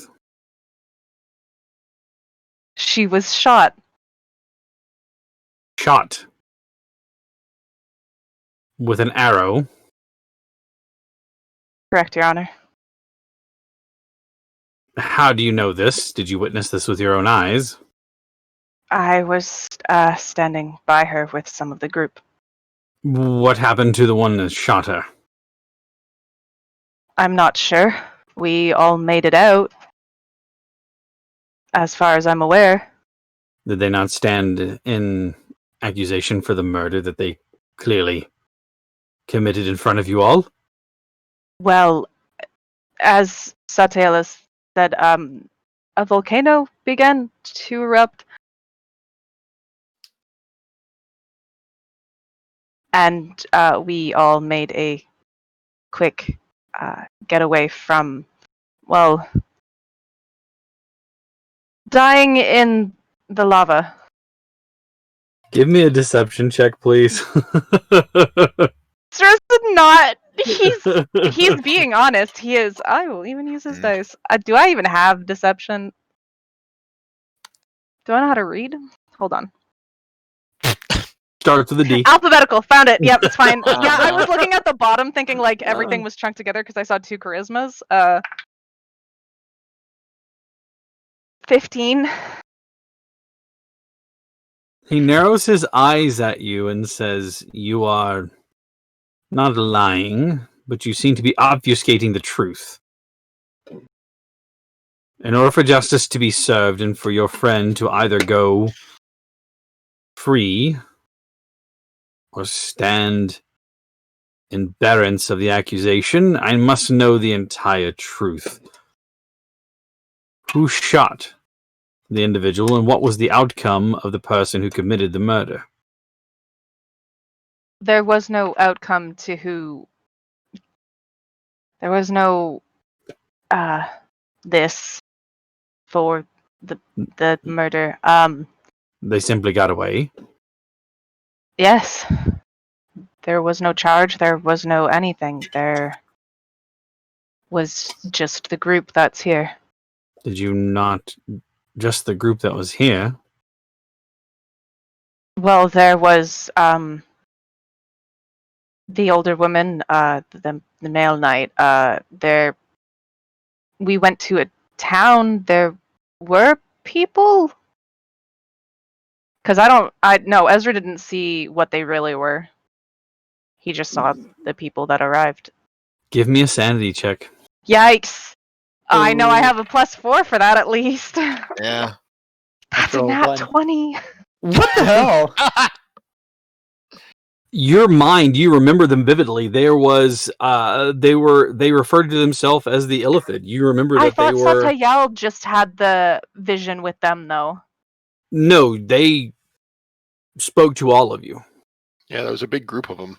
I for some reason don't recall Yeah. them like making like they're giving their real Been that long appearance. ago.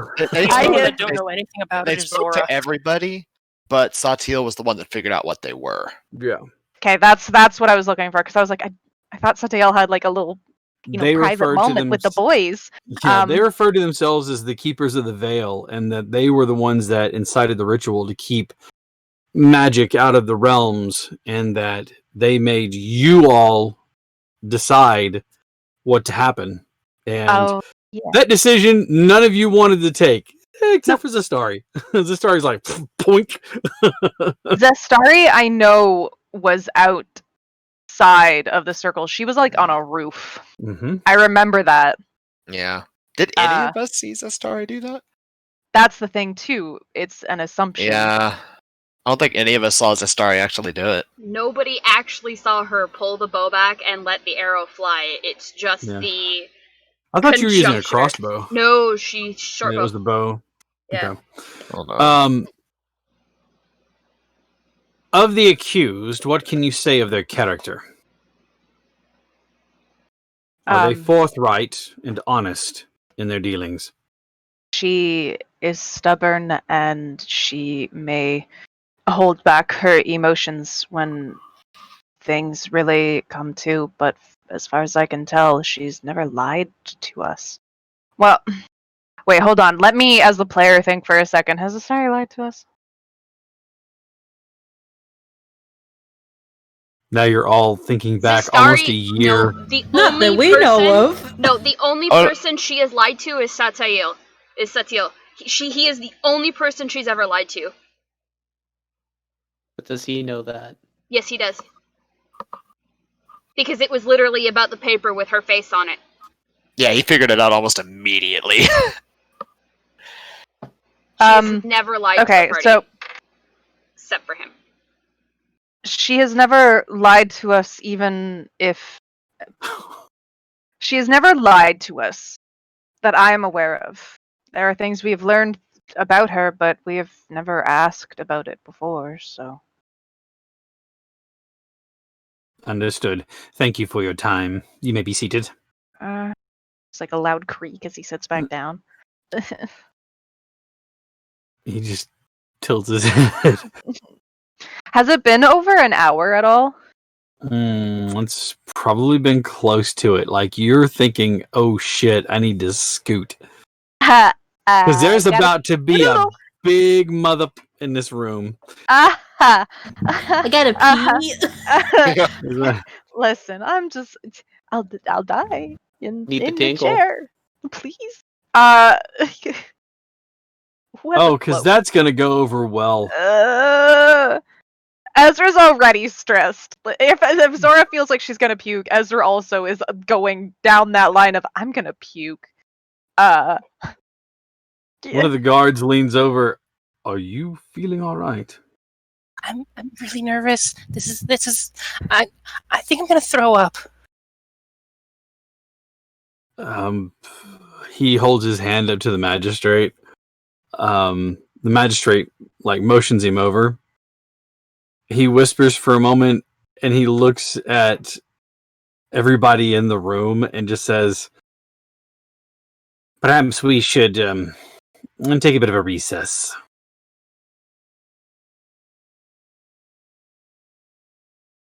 And with that, you watch as the guards escort your lot out of that room and back towards the jail, where you are allowed to, under watch, allowed to take into the privy, into the water closet, if you will. It is at this time, Ezra, how often can you do that? Sorry, what? How often can you do that? What's for long rest? Oh, boy! I'm stressed. You go in a human, you come out an Oni. Well, then wouldn't they have seen him as an Oni when they took him to the jail? He said while he was sleeping? Ooh, you know what? Because they were in the jail overnight. It would have lasted an hour there. Depending if Ezra got the chance, he probably would have shifted to human on the way to the jail. He doesn't want a confrontation because of his looks. But you were a human in form at the party. They Correct. would have arrested Okay. you. You would have been in Oni form.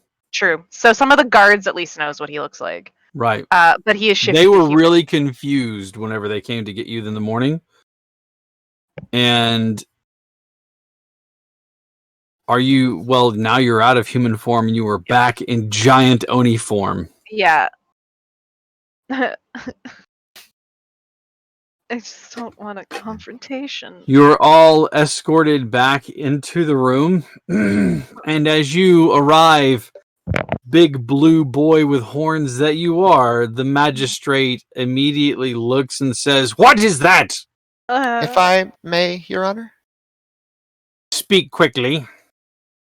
He shifted into human form originally as to not to scare anyone. He was trying not to cause any kind of unnecessary altercation.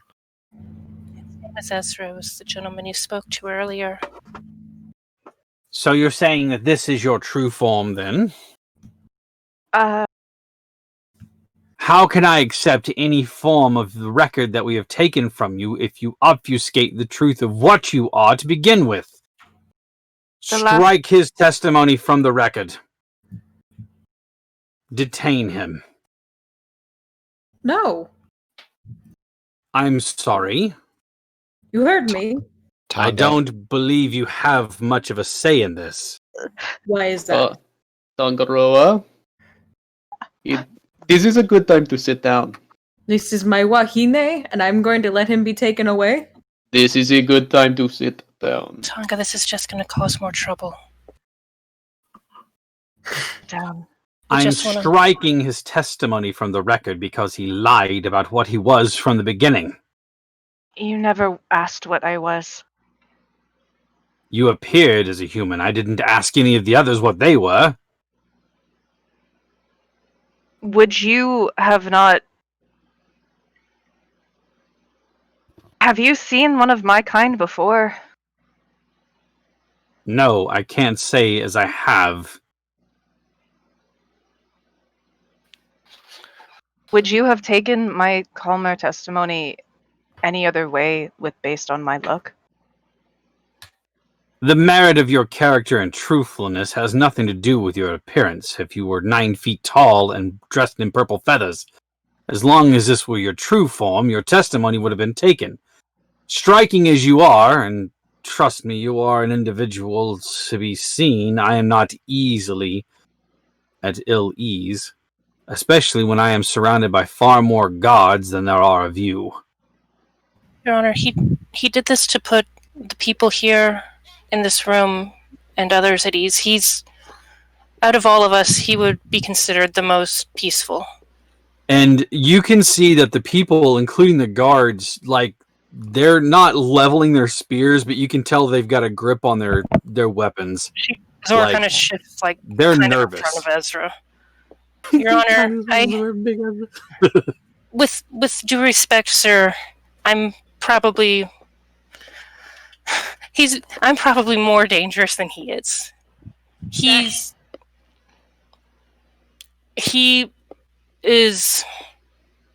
looks are the fiercest thing of him. Be that as it may, you may stay, but I can't in good consciousness take one deception, regardless of your testimony to his character. I'm half a mind to strike all of your testimonies if you are all willing to share in this deception. Be grateful that I am only striking one. Your Honor, then your guard should also be included in that deception, for they saw him like this and did not relay it to you. He looks at them, and they just kind of...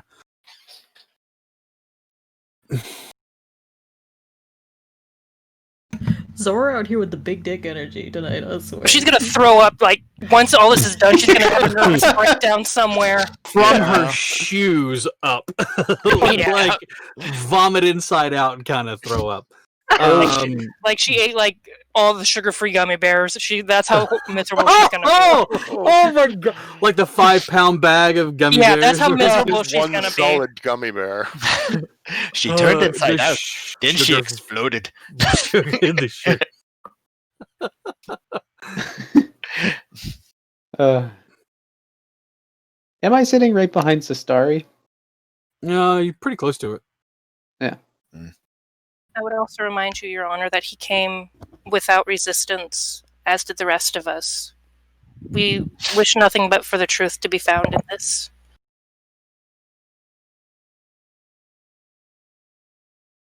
Regardless of the implication that it cast on the guards, they are not called into question here. their testimony won't be heard. What would be the point of that? They weren't there to bear witness to her character or to the events. There's a direct correlation with this individual whom, while terrifying, I will accept holds no ill will, and will say that yes, they went of their own free will, with no resistance, and they showed no ill will towards the gods. However, I still cannot base a testimony given in the midst of a deception. Do you understand? As you say, Your Honor. And she will sit back down. Thank you. I'd like to call to witness Tangro.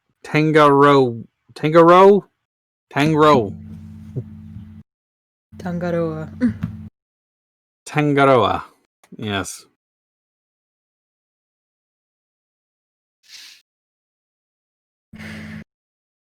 Tangaroa. Yes. State your full name for the record, please. Tangaroa.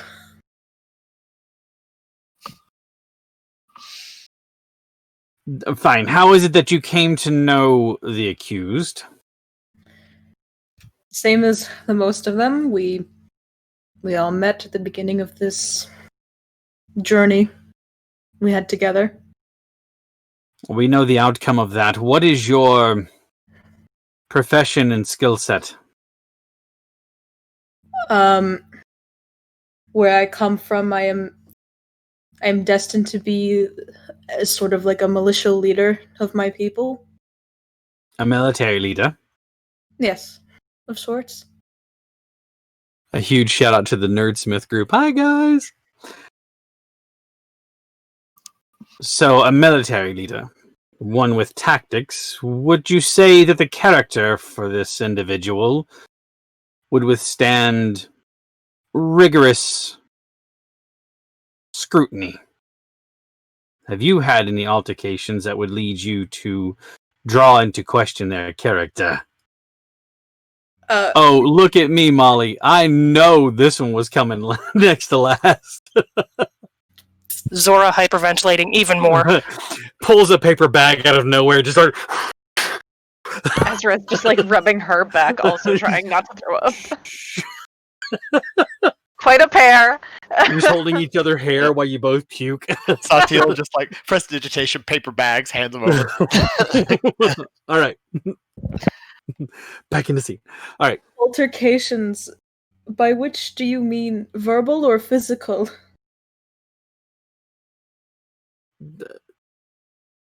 What of their character? Have you any reason to call into question the character of the accused?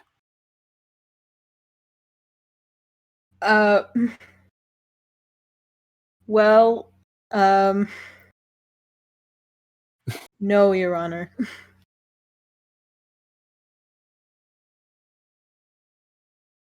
Deception check for me. I knew this was going. Yay! Because you, the All truthful of us boy. knew this was coming. I know. Yeah. Oh boy. Actually, I'm gonna roll with this one. Me over here just in my head going, she fucked. 17? Okay. He looks at you, his eyes narrowing.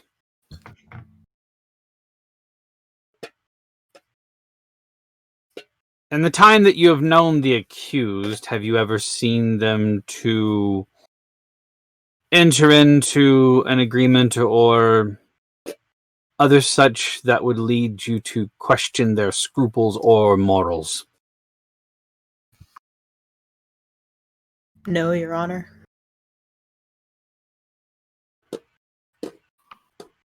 Thank you.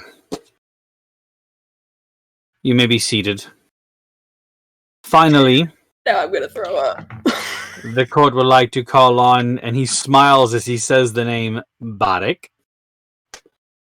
Your Barik, Honor. you say that you know this party and you know the accused. You had a previous dalliance with them. Please tell me of your encounter with the group, with the accused in particular. Well, technically, the accused was the first person of the party I met. Go on. Yes. Do you want to know how? Yes, that is what I asked. Please. Ah, okay, perfect. I just wanted to make sure that that was the question that you wanted me to answer. I'm sorry, it's just ridiculous, but good. Yeah. This is gonna be good. I met her while she was hogtied. I'm sorry. Did you say hogtied? Yes, by a campfire. With her brother doing the hogtying. They were roasting her. She's just on slow roast. She was not over a spit, thank you. I'm sorry. When you say brother, it does The secondary brother. accused. The brother stands here. He's in the room. Yeah. Do you wish me to point out to the men who I saw? Please. I point to the brother. He looks poleaxed. His face is white. Go on. I did not know the accused before any of this. I only noticed that the brother was carrying a haversack of a generally Zestari-sized bag. So I decided to follow. And when they decided to set up camp and do all the other stuffs, I came in. And I helped her be free of her bondage. How did you free them of their bondage? I mean, I walked into the occurred? camp. I walked into the camp. We had a conversation. They outright attacked me, so what did I do? I threw a knife at the ground right in front of her. She freed herself, and, well, we were able to escape. When you say they attacked you, was the brother not alone? Of course not. Do you not see the man standing in front of you? He doesn't look like he'd be able to carry anything himself. He had somebody somewhat unwillful. Not unwillful. What is the right word? Now he looks upset, like you've just offended him. I could carry her if I wanted to. He had a bodyguard with him. I see. Is that man also here in the court this day? I'm assuming he's not in the room this day. He's not. He is not in the room this day, Your Honor. I have a question for you, and he points at the brother. But may I also add, this has nothing to do with the questioning, but I want to ask if I may say things. You may speak freely. Perfect. Thank you, Your Grace. Everything I've heard so far of the testimony here has been hearsay. Just pointing that out there. Yes, but all testimony is hearsay. All testimony that's not been there. Raises her hand. No. There is a misconception that hearsay means that it is a third party interjecting. But as I am a third party hearing it, even if it was direct testimony from the individual, it is all hearsay. So, your wording has no bearance on here. It is all conjecture. That would be accurate. You had your arm up, young lady, yes. Good, Archduke Franzi. I'm so glad you hate him. I'm really good at making characters that people hate. Your Honor, I, like other members of my group, do possess ability in the arcane and the ability to call forth guardians. She kind of like holds her hands out and has Axel stand on there, visible. My familiar was keeping watch over the father. We were all concerned that something may happen to him.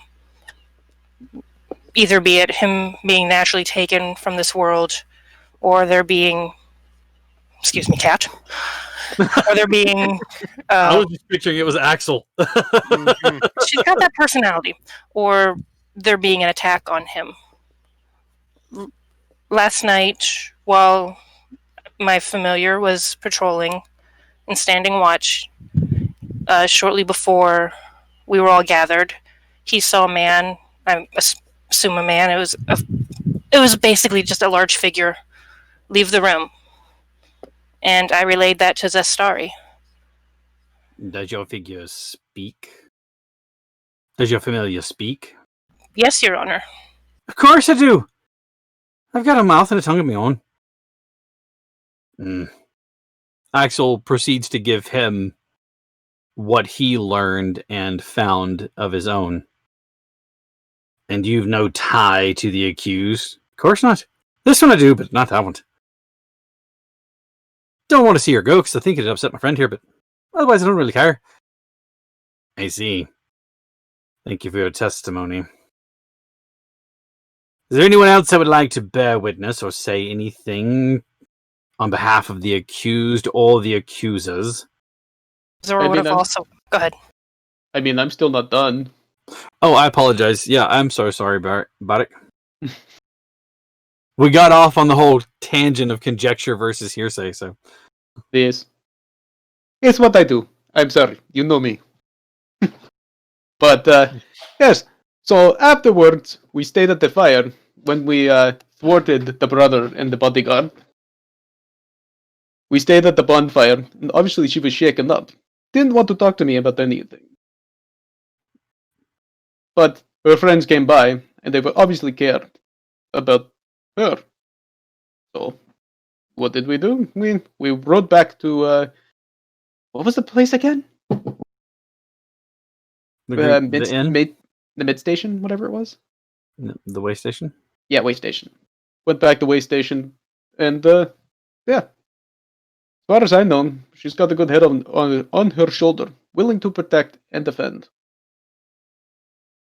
As a third-party individual to the group, an outsider to their own machinations, as it were, would you find them in the time that you knew them, albeit brief, to be the kind that would lie on behalf of their friend?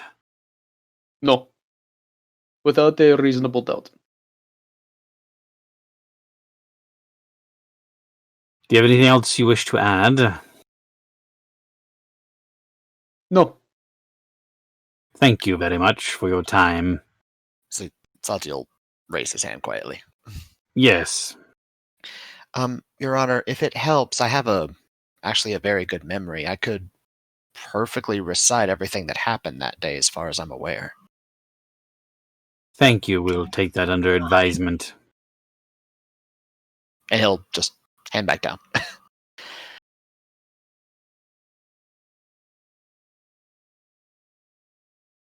Yes. If I am allowed, am I allowed to question whom I would like to question in this trial? Are you saying that you would like to put forth questions to someone? Please. Who would you like to... You're not a representative. Who would you like to question? But I think I could be a good representative, though I have not officially presented myself as such. This is unheard of as foreseen so far. However, I am the magistrate, so it is my court. I guess I could make the decision. You see, Your Honor, I have a very powerful spell that makes sure that nobody may lie. I see. And I would like to use this spell just to reinstate a few things. If I may. And if that fails, Eric, you have Satiel. Does Satiel have Charm Person? No, actually, my next plan, if absolutely everything went south, was for him to request his belongings for a moment, and he was going to word a wish. Ooh. Yes. All right. The magistrate asks you more information. That is my last, like Plan Z. Would that be the last of the charges? No, he still has 2 charges left. Okay, so it would be another charge. Okay. Yeah, but he wants to say he wants to keep one charge Mhm. in case he needs it to reforge the blade. Tell me more about this request that you have. Oh, I wasn't positive with a couple witness testimonies, specifically on the accusing side. You would like to know more about their accusations, then I think it only fair that we bring this to bear against all parties, accuser and accused. Of course. Accused, do you have any issue with this? Will you stand bear to this spell? I have no such objections. Accusers, do you... And you watch as Zastari's mother stands with her hands gripping the pew in front of her. That has never been a practice in this place before. I fear these outsiders are trying to curb your... He holds up a hand. I will silence you, woman. The question was yes or no. Yes. We will stand bear to the spell. He calls both mother and brother forward, as well as calling Zastari forward. Cast your spell. I will cast my spell. And it is a I charisma assume saving? that since it's a charisma save. Okay. I assume that since they're kind of consenting, did they No, Just they because would... she's verbally said she's consenting does not mean that she's going to agree to it and not try and get around it. Zastari is going to willingly fail. Yes. But she's basically saying, yes, I will stand here while you cast the spell, but yeah, you're right. That doesn't necessarily mean something else. What's up? Plus side of the spell, you know automatically if people succeed the saving throw or willingly fail it. What is your DC? 15? 15. Mommy Dearest makes it. Brother does not. Your Honor, I would like to bring forth that Jump the water. the mother has not willingly given herself over to the spell.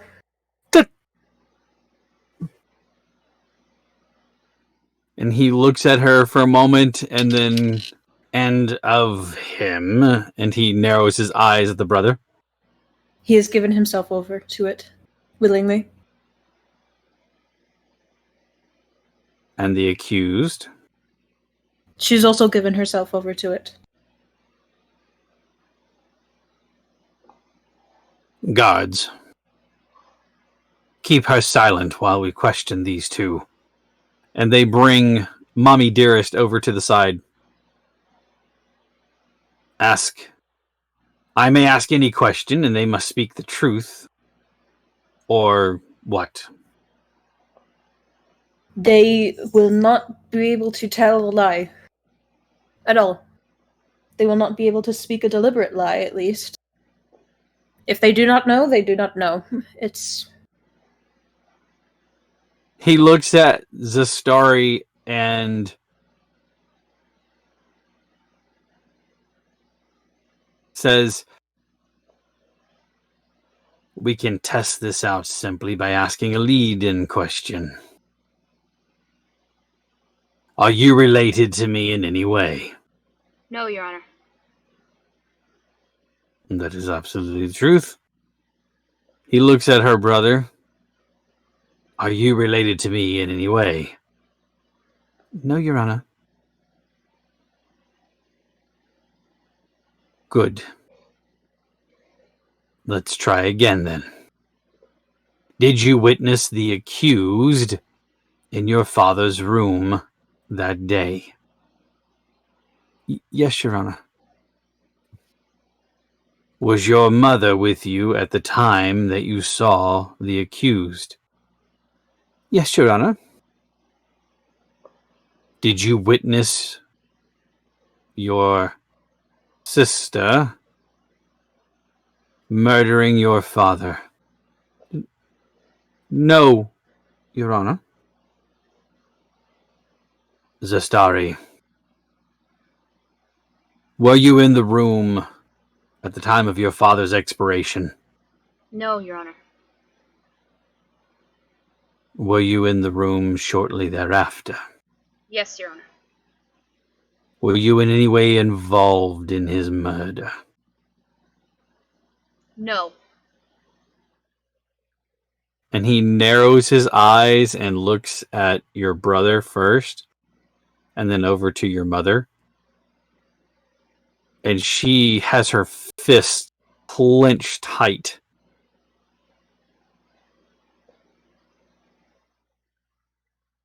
And this spell, they are compelled to tell the truth in this. Yes, Your Honor. They cannot outwardly lie. Yes, Your Honor.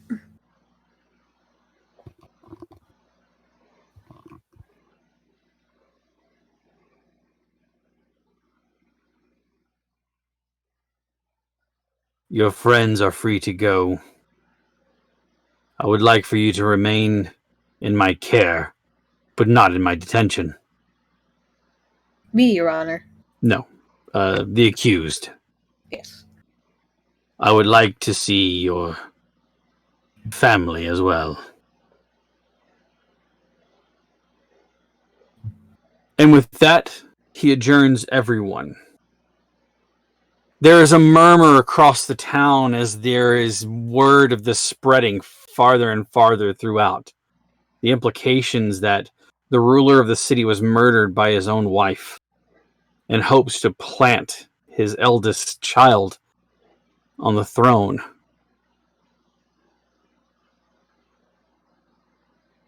Zastari, your mother and brother are there, sitting across from you. The magistrate and a few of the guards are there. The door opens after a few moments, and you see one of the clerks come in and hands the magistrate a piece of paper. He nods and motions to the door. The clerk leaves and comes back in with them, escorting your younger, or not younger because they're not younger than you, you're the baby, but the other two siblings. Tangaroa, while you all are escorted back to your rooms, one of the guards comes and finds you.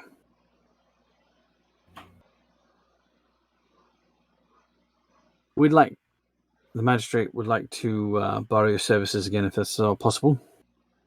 Of course. Where are the rest of your allies? Around. They are not far. You have a few moments to gather them as best you can. Yes. Where would you like me to? The magistrate's office, please. Yes, sir. And he snaps his heels together and gives you a salute, having been there earlier to hear your rank and your position.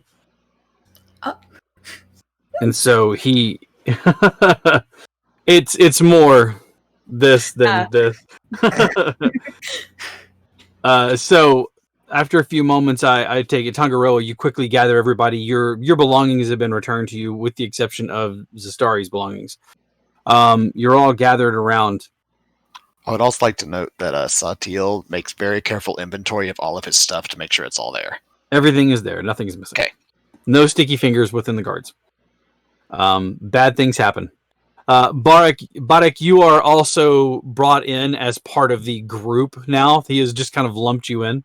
It is back in the court where the magistrate is sitting at his desk once more. On one side, you see the original accusers, mother and brother. On the other side, Zastari is sitting happily, it looks like, with her other two siblings. Who she did introduce you guys to. So you Right. have been. You all had the introduced dinner to- party with her. Yeah, you've been introduced to Sarah and Ian. There is a vacuum, as it would seem to be, in this city. Our leader has fallen, and while not the choice of many, he did his best to make sure that the city was represented in a way that was prestigious. He was not loved by all, but he did a good enough job to make everyone at least comfortable. And to that, we owe him a favor, and to see a miscarriage of justice nearly occur is a bit disheartening. Madam, and he looks at your mother. From henceforth, you will be stripped of your house name. Your belongings are only what you have on your back. Anything belonging to the house is theirs and theirs alone. Zelstina is no longer your house. Your eldest child will suffer the same fate. You are houseless. This place will be your home, and only so much as you can earn a living as any other person would. Zastari, you are not the eldest to take heir of this family's name. That will fall on your eldest sibling, who still has good standing. Forgive me, Your Honor, but the eldest sibling is married and now belonging to another house. The next in line, Which would be Ian. which at that point Ian stands up looking a bit like, what? Ian, are you prepared to take over your house and guide it, understanding that you will be leader unless you deem it to be someone else that should rule the city? I will let you speak on Ian's behalf. I do understand this, Your Honor. However, I must protest that, given our family's predilections towards the eldest, I was never really trained in taking office. So I must admit that my experience is lacking. I would not wish for the city to fall upon hard times due to my ineptness. I think the city has suffered long enough.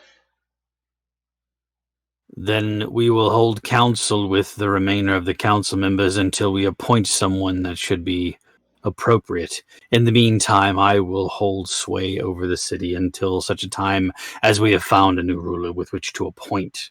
I would like to try my hand, but I would like for your patience, as I am taught the ropes, as it were.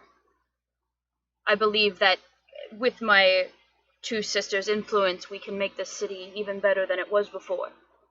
No longer a system of those who have versus those that have not, and a more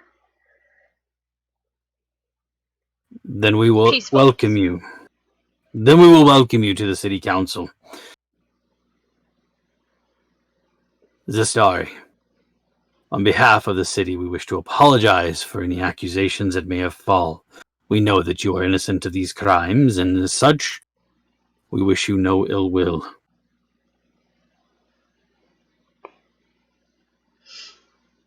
Is there any final parting words that you wish to say to your former accusers?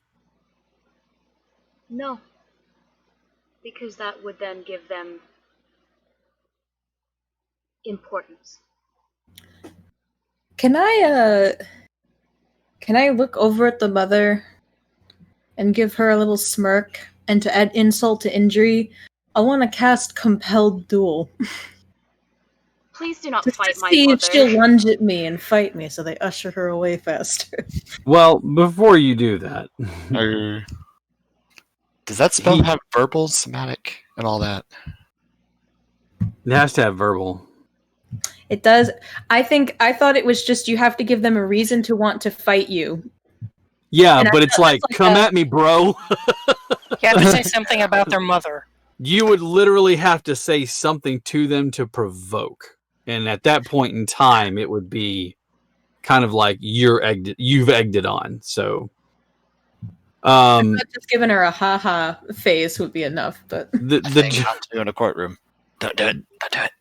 The judge the judge. The magistrate looks at the guard and says, "Escort these two to the city gates, and may the fate hold them in gentler hands than they found here today." And with that, the guard escorts the former matriarch and eldest child of House Zastena out of the city. We didn't just make an enemy, no. Oh, but see, she is now extremely powerless. Spite's a In the really good city. motivator. Congratulations, you just released a Karen onto the world. Yeah. Spite You know and what I anger. can do with a Karen? She's gonna talk to everyone's managers now. As if she wasn't already doing that before. How do you Ian think she got so powerful? Ian looks at you and just kind of swallows and we should you should all come back to the house in my manor, not father's. We should do something. Please, everyone, all of your friends, and he motions to everyone, including Bodek. Please come with me. That's a lot to process. And as you're all heading back to the manor, the house already, because bad gas travels fast in a small town, the house already knows what has occurred and preparations have been made. The next couple of days are spent in mourning as the house puts to rest your father once and for all in the family's crypt. Ian seems to have taken to the role of leadership. He's always kind of had a level head from what you've explained to me. He's not been a hothead or anything else like that from what you and I have discussed about him. No, he's definitely, of the siblings, he was the one she was closest to, also because he was the one that she was closest to in age. Mm-hmm. But she did learn a lot of her feminine wiles from her sister. Of course. You know. But during those couple days that they're there, Sestari does help him. Like, she teaches him ways to talk around the council, and she imparts years and years of knowledge that she learned running from people and manipulating people so that she would not be found to him. And more importantly, what to look out for with regards. Yeah. And she leaves him with a...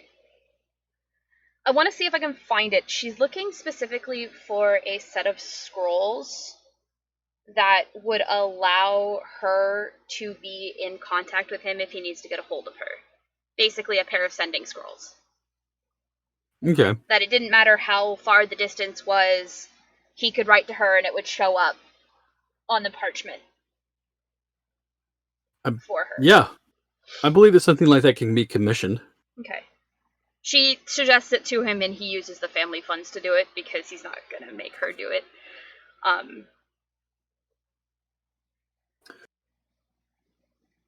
But she gets to meet his wife and formally meets her sister's husband.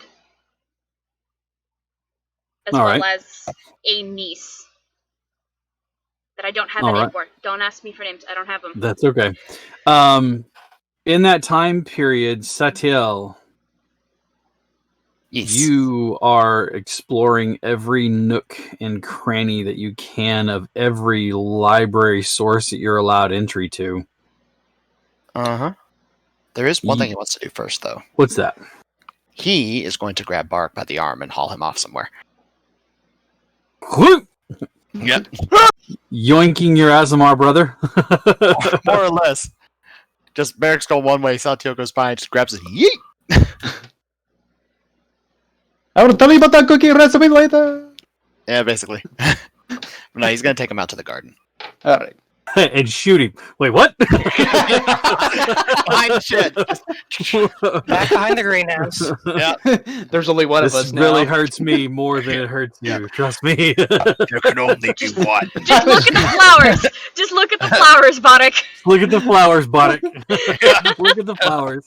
Tell me Game about turned the dark. rabbits, Bardic. Somebody's wings are going black tonight. Ooh. Now a fallen Azamar. All right. I promised you a story. Yes, you did. I was waiting on this. Yes. Well, you said you know the story of Meliandra. Partially. That's who my guide is. Oh. She has Oh. been guiding me to try to find the shards of her sword. To, as best I can tell, reforge it. I thought that was a myth. It was.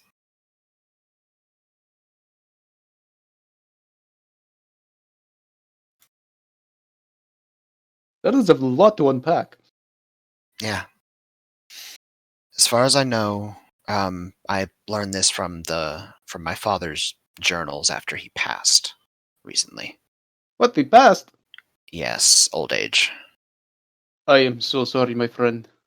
Yeah, I'm still coming to terms with it. But I give him a big old hug. He'll return it. Two-handed lip. Yeah. It's easier to know that all this time without even needing to be asked, he was out doing research about this for me. He found me outside the steps of the monastery as a baby because she guided him there.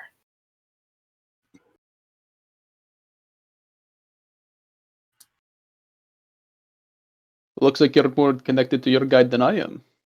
What's good? The fact that she is helping you out externally as well, or has helped you. Yeah. It's part why I'm concerned. She's had to go into hiding. And so the sword will bring her back to her full strength. Supposedly. It's possible. I'm not sure about that much, but someone usurped the powers of the gods. I mean, that is possible. Gods are always fighting each other. But this was I hesitate to say mortal. It was a being that seemed to be made of the weave. You might have heard of them, the player not remembering the dog people. I have to scroll back. I know I wrote it down. I know you did. It's in here Maudlin? somewhere. The Maudlin. The Maudlin, that's it. As I go right to it, yeah. They are, for those of you who are just tuning in, the Maudlin are they are a canine-looking race. They are born of the weave, and when they die, their essence returns back to the weave. They have long lives, but because of their natural attachment to it, they are more in tune with magic than other races are. The Maudlin, that was the name. Suppose their head, as it was. That's when you found us with the orb. Yes. That was the last one he was looking for. Because apparently that last one was the key that unlocked the others and allowed him to ascend to godhood. Ah. So I'm assuming it is far away and kept safe now. Pardon? Other than the orb. They were all destroyed. Perfect. But the problem is when he ascended to godhood. I was watching the weave, Wait, so he ascended. Wait. and he killed the weaver.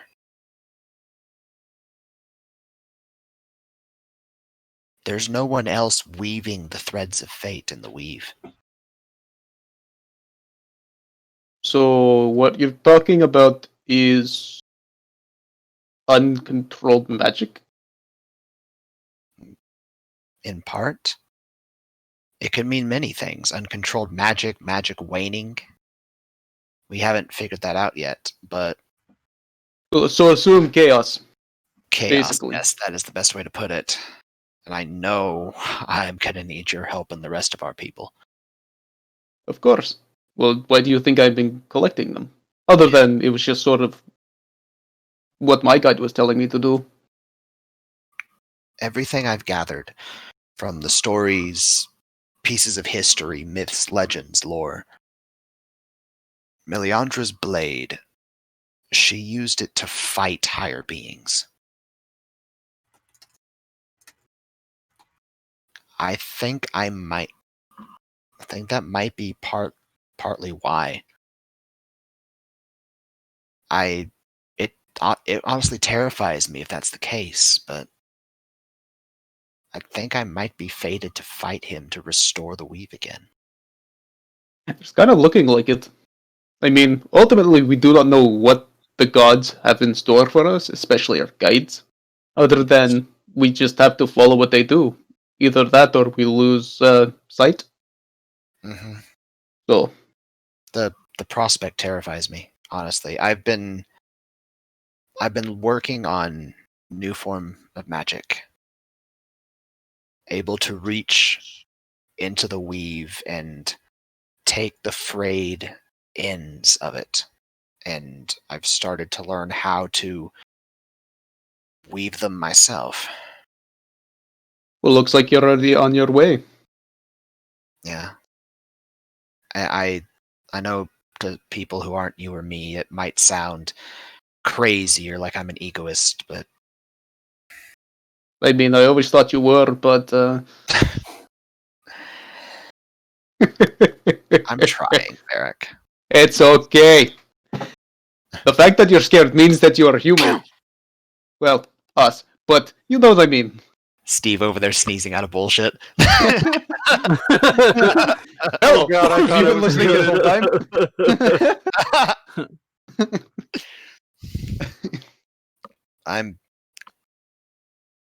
I'm honestly terrified of the prospect. I mean, there will become a time when there is a choice that has to be made. You either choose to take it or not. At that point, it's up to you, and you'll know when that is. And so far, you're already taking the actions to do these things. So, I say keep the way. Just Well, keep doing. And if you need help, you know you can always try and contact me. yeah. The people. You know, before we ventured here, I was actually about to write a letter to you to see if you would go by Jopus Landing and make sure everything's okay, because we just got finished driving off in Aboleth. Oh, Bye, Cap. Bye, Cap. We lost Cap on cams. I was in Jopus Landing. Mm. That's where I immediately left to. I actually wrote all of you guys letters. Did you not receive them? We haven't gotten any, no. I'll have to go talk to the postal system. Good luck. Either way.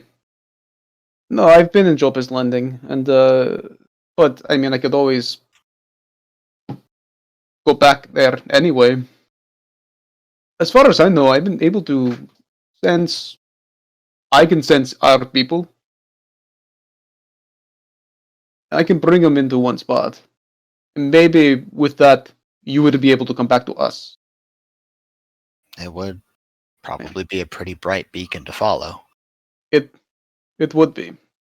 But I should be able to contact you.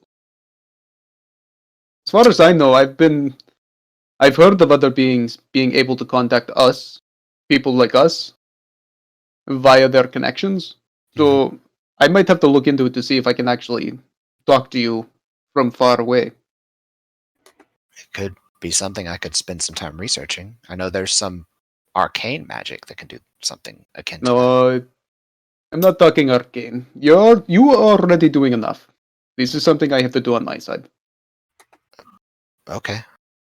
You're doing your searching, you're doing your researching, and you're making and creating new spells and things. I admit I don't really know, but you're the intellectual, I'm the spiritual. Okay? That's fair. Even Because if, I wouldn't be able to contact you if I didn't have the spiritual. If that makes sense. he'll hold up a hand as a small spark of divine magic sparks in his hand from his cleric cantrip. I've been studying a little bit in the spiritual too. Oh, look at that! It's a baby fire! Oh. Yeah, probably never gonna shine as bright as you. Nah. Well, to be completely honest, not a lot of people can. I do.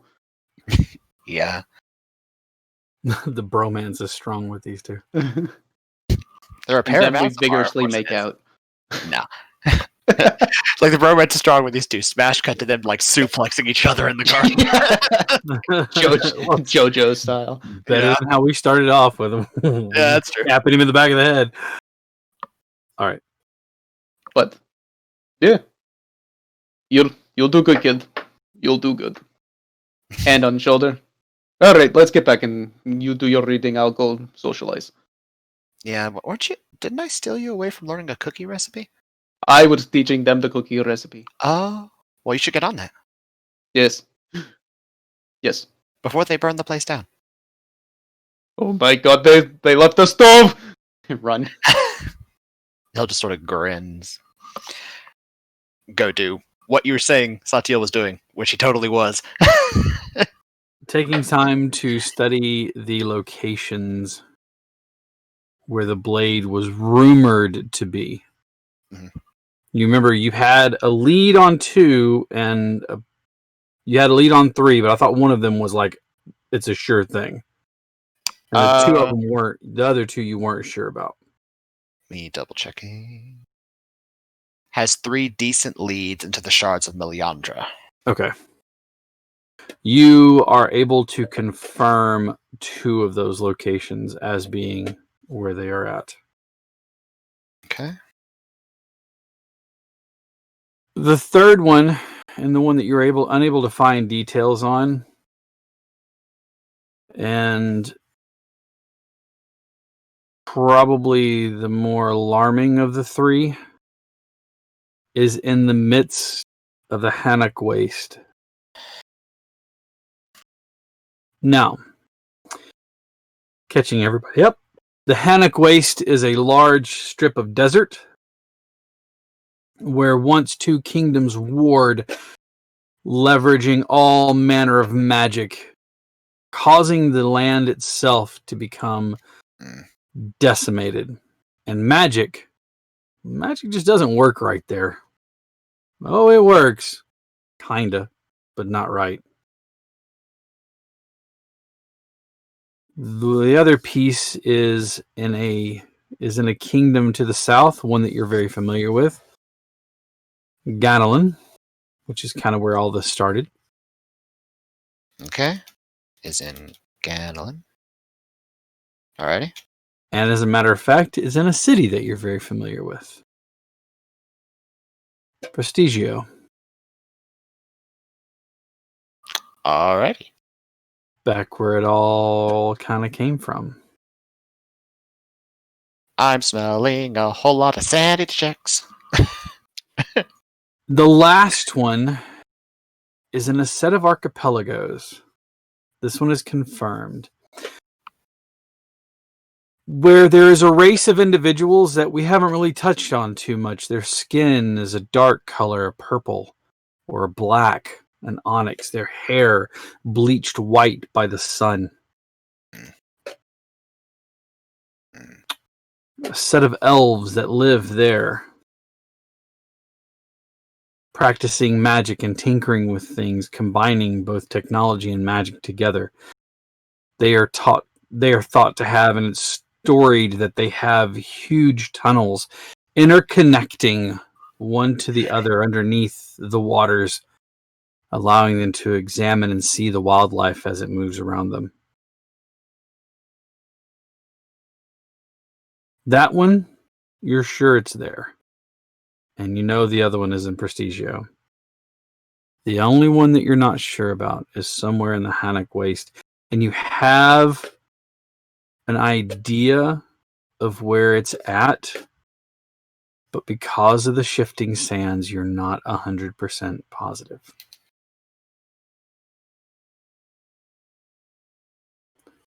Party. As the days play on, you finally find it's probably time to move on. I will give each of you, if there's something in particular that you would want to do in that time, please let me know. All right. The archipelago, Mm-hmm. or basically all the locations, is it north or south of where we're at right now? It is south. All of them are south. Okay. Mm-hmm. Alrighty. Okay. As a matter of fact, the Hannock Waste would be the closest to you. Ganelin lies on the other side of the Hannock Waste. And then the archipelagos lie out farther to the west and south. Like, you remember where Port Awapal is? Yeah. It's even further south and west than there. All right. Okay, yeah, so he'll gather everybody up. While Satil is researching, Starry is going to take a day where she kind of just offers to show everybody around the city. Shopping day. And she actually takes them to one of her favorite places to go, which was actually the bell tower of one of the cathedrals. Anybody afraid of heights? You have Why fly. you just sit out on Fly is completely different than heights. Zora, and I quote, is there a spot on the roof of the monastery where I could sit and write? There's a difference between like a roof and a bell tower. Okay. Okay. Bell tower is like Yeah, there's one open has air a on, like, safety all rail four and one immediate doesn't. sides. If there's open air on like four immediate sides. There's statues she was hiding in on the roof. All right. So you show them the bell tower, one of your favorite spots. Yeah, it just kind of displays the entire city. You can see the entire city from this bell tower. It's laid out. Ezra doesn't go. He ends up staying back at the house. We're on top of the bell tower. We see an eagle fly by. And then one of you jumps off and lands in a Yeah. big cart of hay. I'm glad somebody went there. Been a while. Not before Pans sinking. around. Yeah, it pans around and shows you the whole cityscape for that area. Then you jump off of it. She, you know, I appreciate everything that you guys did in that courtroom. Gods, you could have just thrown me to the wolves, and honestly, at that point, nobody would have cared. And I don't know. I don't know if I would have blamed you. But, I hope that there is at least some understanding of where I came from. And that not everything is always sunshine and rainbows. Mello. Burn that You want me to paper. torch those? Yeah, please. Please. With the good siblings in charge, I don't need the family name dragged through the mud anymore. Consider him torched. Well, with your Puts it in flaming personality, Right. I don't suppose that'll be much of a problem.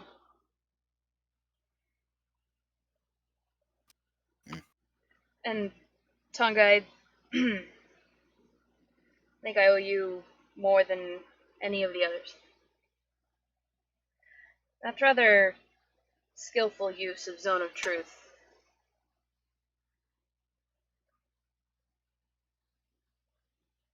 really kind of set it in motion in my favor. So thank you.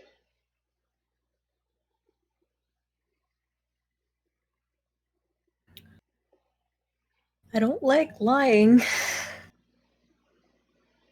So what I'm saying is you owe me big time. That'll be 5 pounds of cinnamon. Are we making cinnamon bread again? Sorry. We all doing the cinnamon challenge. No. Well, Zastari, the plus side of this is that means Tonga intends to keep you alive long enough to collect on that. We'll have to see what the gods say about it. Very true.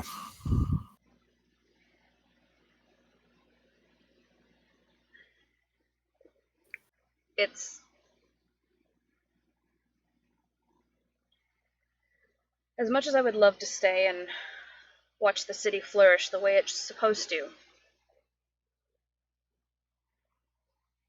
We started something and we need to finish it. I have been doing more research. Your brother is nothing if not meticulous. Yes, well, the city library wasn't my brother's doing. Yeah, well, You can thank all of the city elders for that one. right. Well, I know for sure where 2 pieces of the sword are. One, not 100% sure of, but it's in the Hannock Wastes. No. So it's not like we're not familiar with the area then. We're bad there.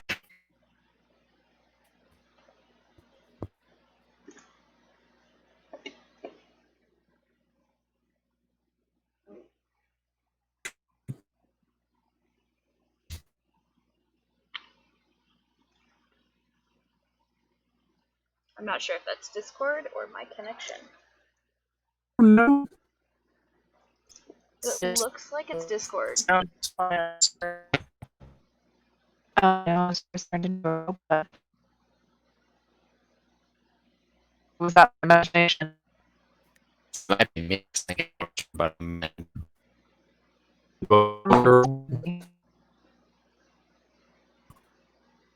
There.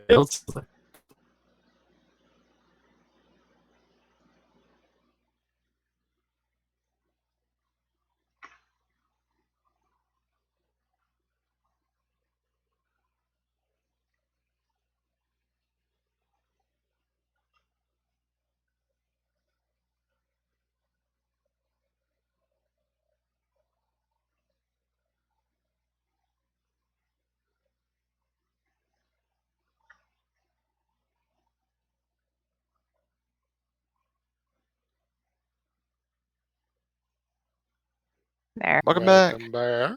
Okay, hopefully that fixed it. I just Hey, force closed my Discord and reopened it. it works. Hmm. So we can go search the wastes. One is in Prestigio, where all this started. And one is in a set of archipelagos, much further south than here.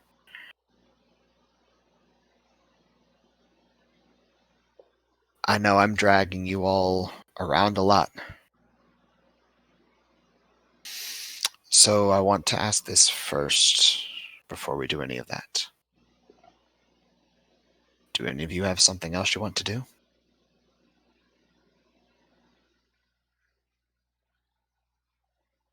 Anything you might want to wrap up, or before I take you all on a cross-country tour around the world?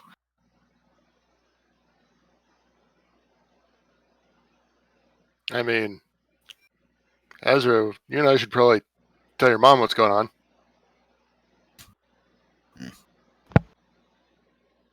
Ezra? Sorry, did you say you and I? Yeah.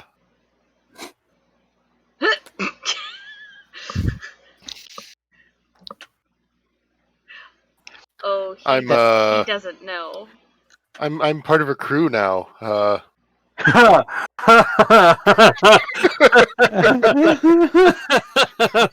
Ezra's mom has got it going on.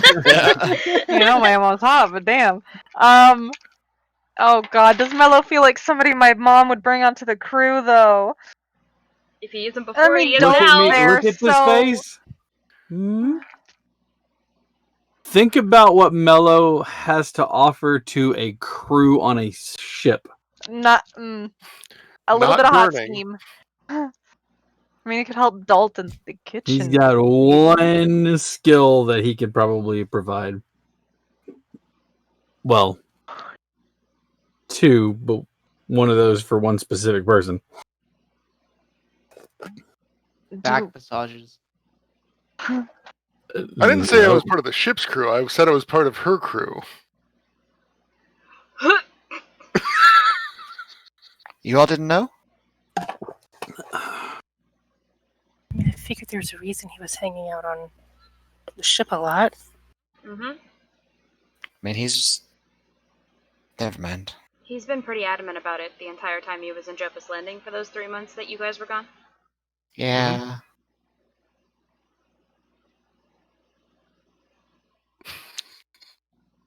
Ezra, Ezra's are got you a gonna be new okay? daddy. Ezra, you good? If this is his reaction now... Oh no. Never mind.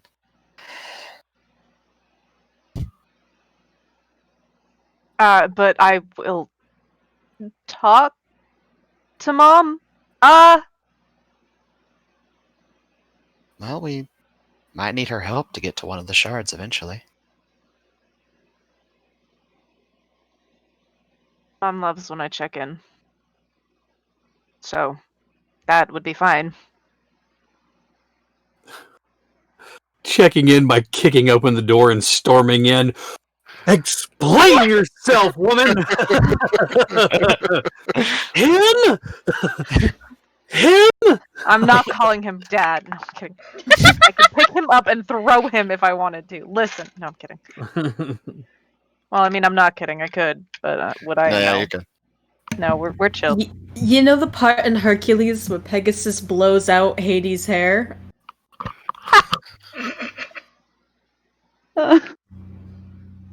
Yeah, that's true. I guess my one question would be, does Dalt approve? Oh, Dalt being the seems oldest fine. sibling. No, Dalt would just be a bastard about it. It's fine. Well, I told him that he treats her kindly, or I would feed him his own parts. That sounds familiar. Okay. It should. It's a threat that I've used several times. Yes. I mean, if he doesn't treat her right, I could just tear him apart, friend or not. Ooh, imagine that. Chum in the waters? With multiple meanings for the word chum. Two. Oh shit, I already sound like him. No, I'm kidding. Honestly, it's a bit too fast and over. What we should do is just drag him along behind the ship for a few days. Submerged up to his chest. What do you think? And of course, we'd have to do something with Mother. She'd be a bit nonplussed by the whole thing. Sure, I could keep Mom's attention. I like that we're My having bad. this conversation. You're nowhere near adult, but anyway. Nope, that's Yeah. true. Conversations for later. Well, Maybe. as much as we like to say, as the sun sets on the day, you all reflect over the events of the last few days, spending one more night in the comfort of a very nice home. Mbotic, a room is even made for you there amongst the manor for your help. And as you set your feet on the road to determine where the adventure is going to take you next, we draw to a close on this episode of The Escorts. I would love to thank our special guest, first of all, JT, who joined us as Boddick. We always love having you. He is just a ton of fun, as is all the characters. A huge thanks to Maddie, our production manager, for making sure that everything stayed on, even if some of us didn't. A special shout out to who stole my heart this evening, poor Sarah playing Zora. I'm going to throw up from the inside out. A shout out to Satiel being played by Eric, my other Huntsville homie. And to Q for making sure that our Twitter feed got out. And for also playing the big boy Ezra. To Mello, who is played by Steve, for all of the antics. And if you guys don't know, that's our Pun Master 9000. Catch him every week here in the chat, throwing them out there and keeping the puns a-coming. And then to the star of the evening for casting that Zone of Truth, Tangaroa, being played by Molly. Thank you all so much for coming and enjoying this show. We hope everybody had a good time. Thank you for watching. I am Heath, your DM, a.k.a. Captain Sack, a.k.a. the Dire Bear GM. You can find me here every Monday. These kids, though, you can find on other shows throughout the week. Tomorrow night, Eric and Sarah will be playing their vampires as they play Vampire the Masquerade. On Wednesdays, Q and a few others will be playing Monster of the Week. And then on Thursdays, we have Maddie, who is running, I know, JT, you're in that game on the regular, as well as Steve. Nope. You're pointing up, but you're like in my left-hand I'm corner. pointing up because Molly is directly above me on the overlay. Molly is also in And that then game. Quentin. And Q is in that game. So that is our Thursday night Descent into Avernus. We are here 4 nights a week.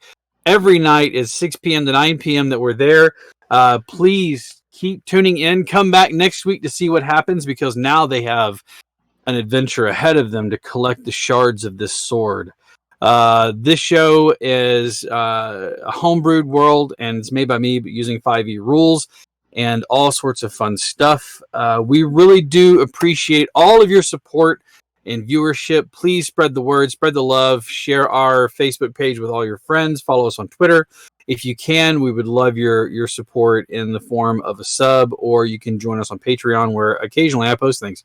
I'm working on trying to actually get some of the adventures that I write on there for our patrons. So with that being said, thank you all, every one of you, for tuning in tonight. I really had a lot of fun. This was a really fun episode for me, being able to play a bastard judge that you hate and then loved. Everyone else, take care of yourselves. Thank you so much. Until next week. Good night, everyone.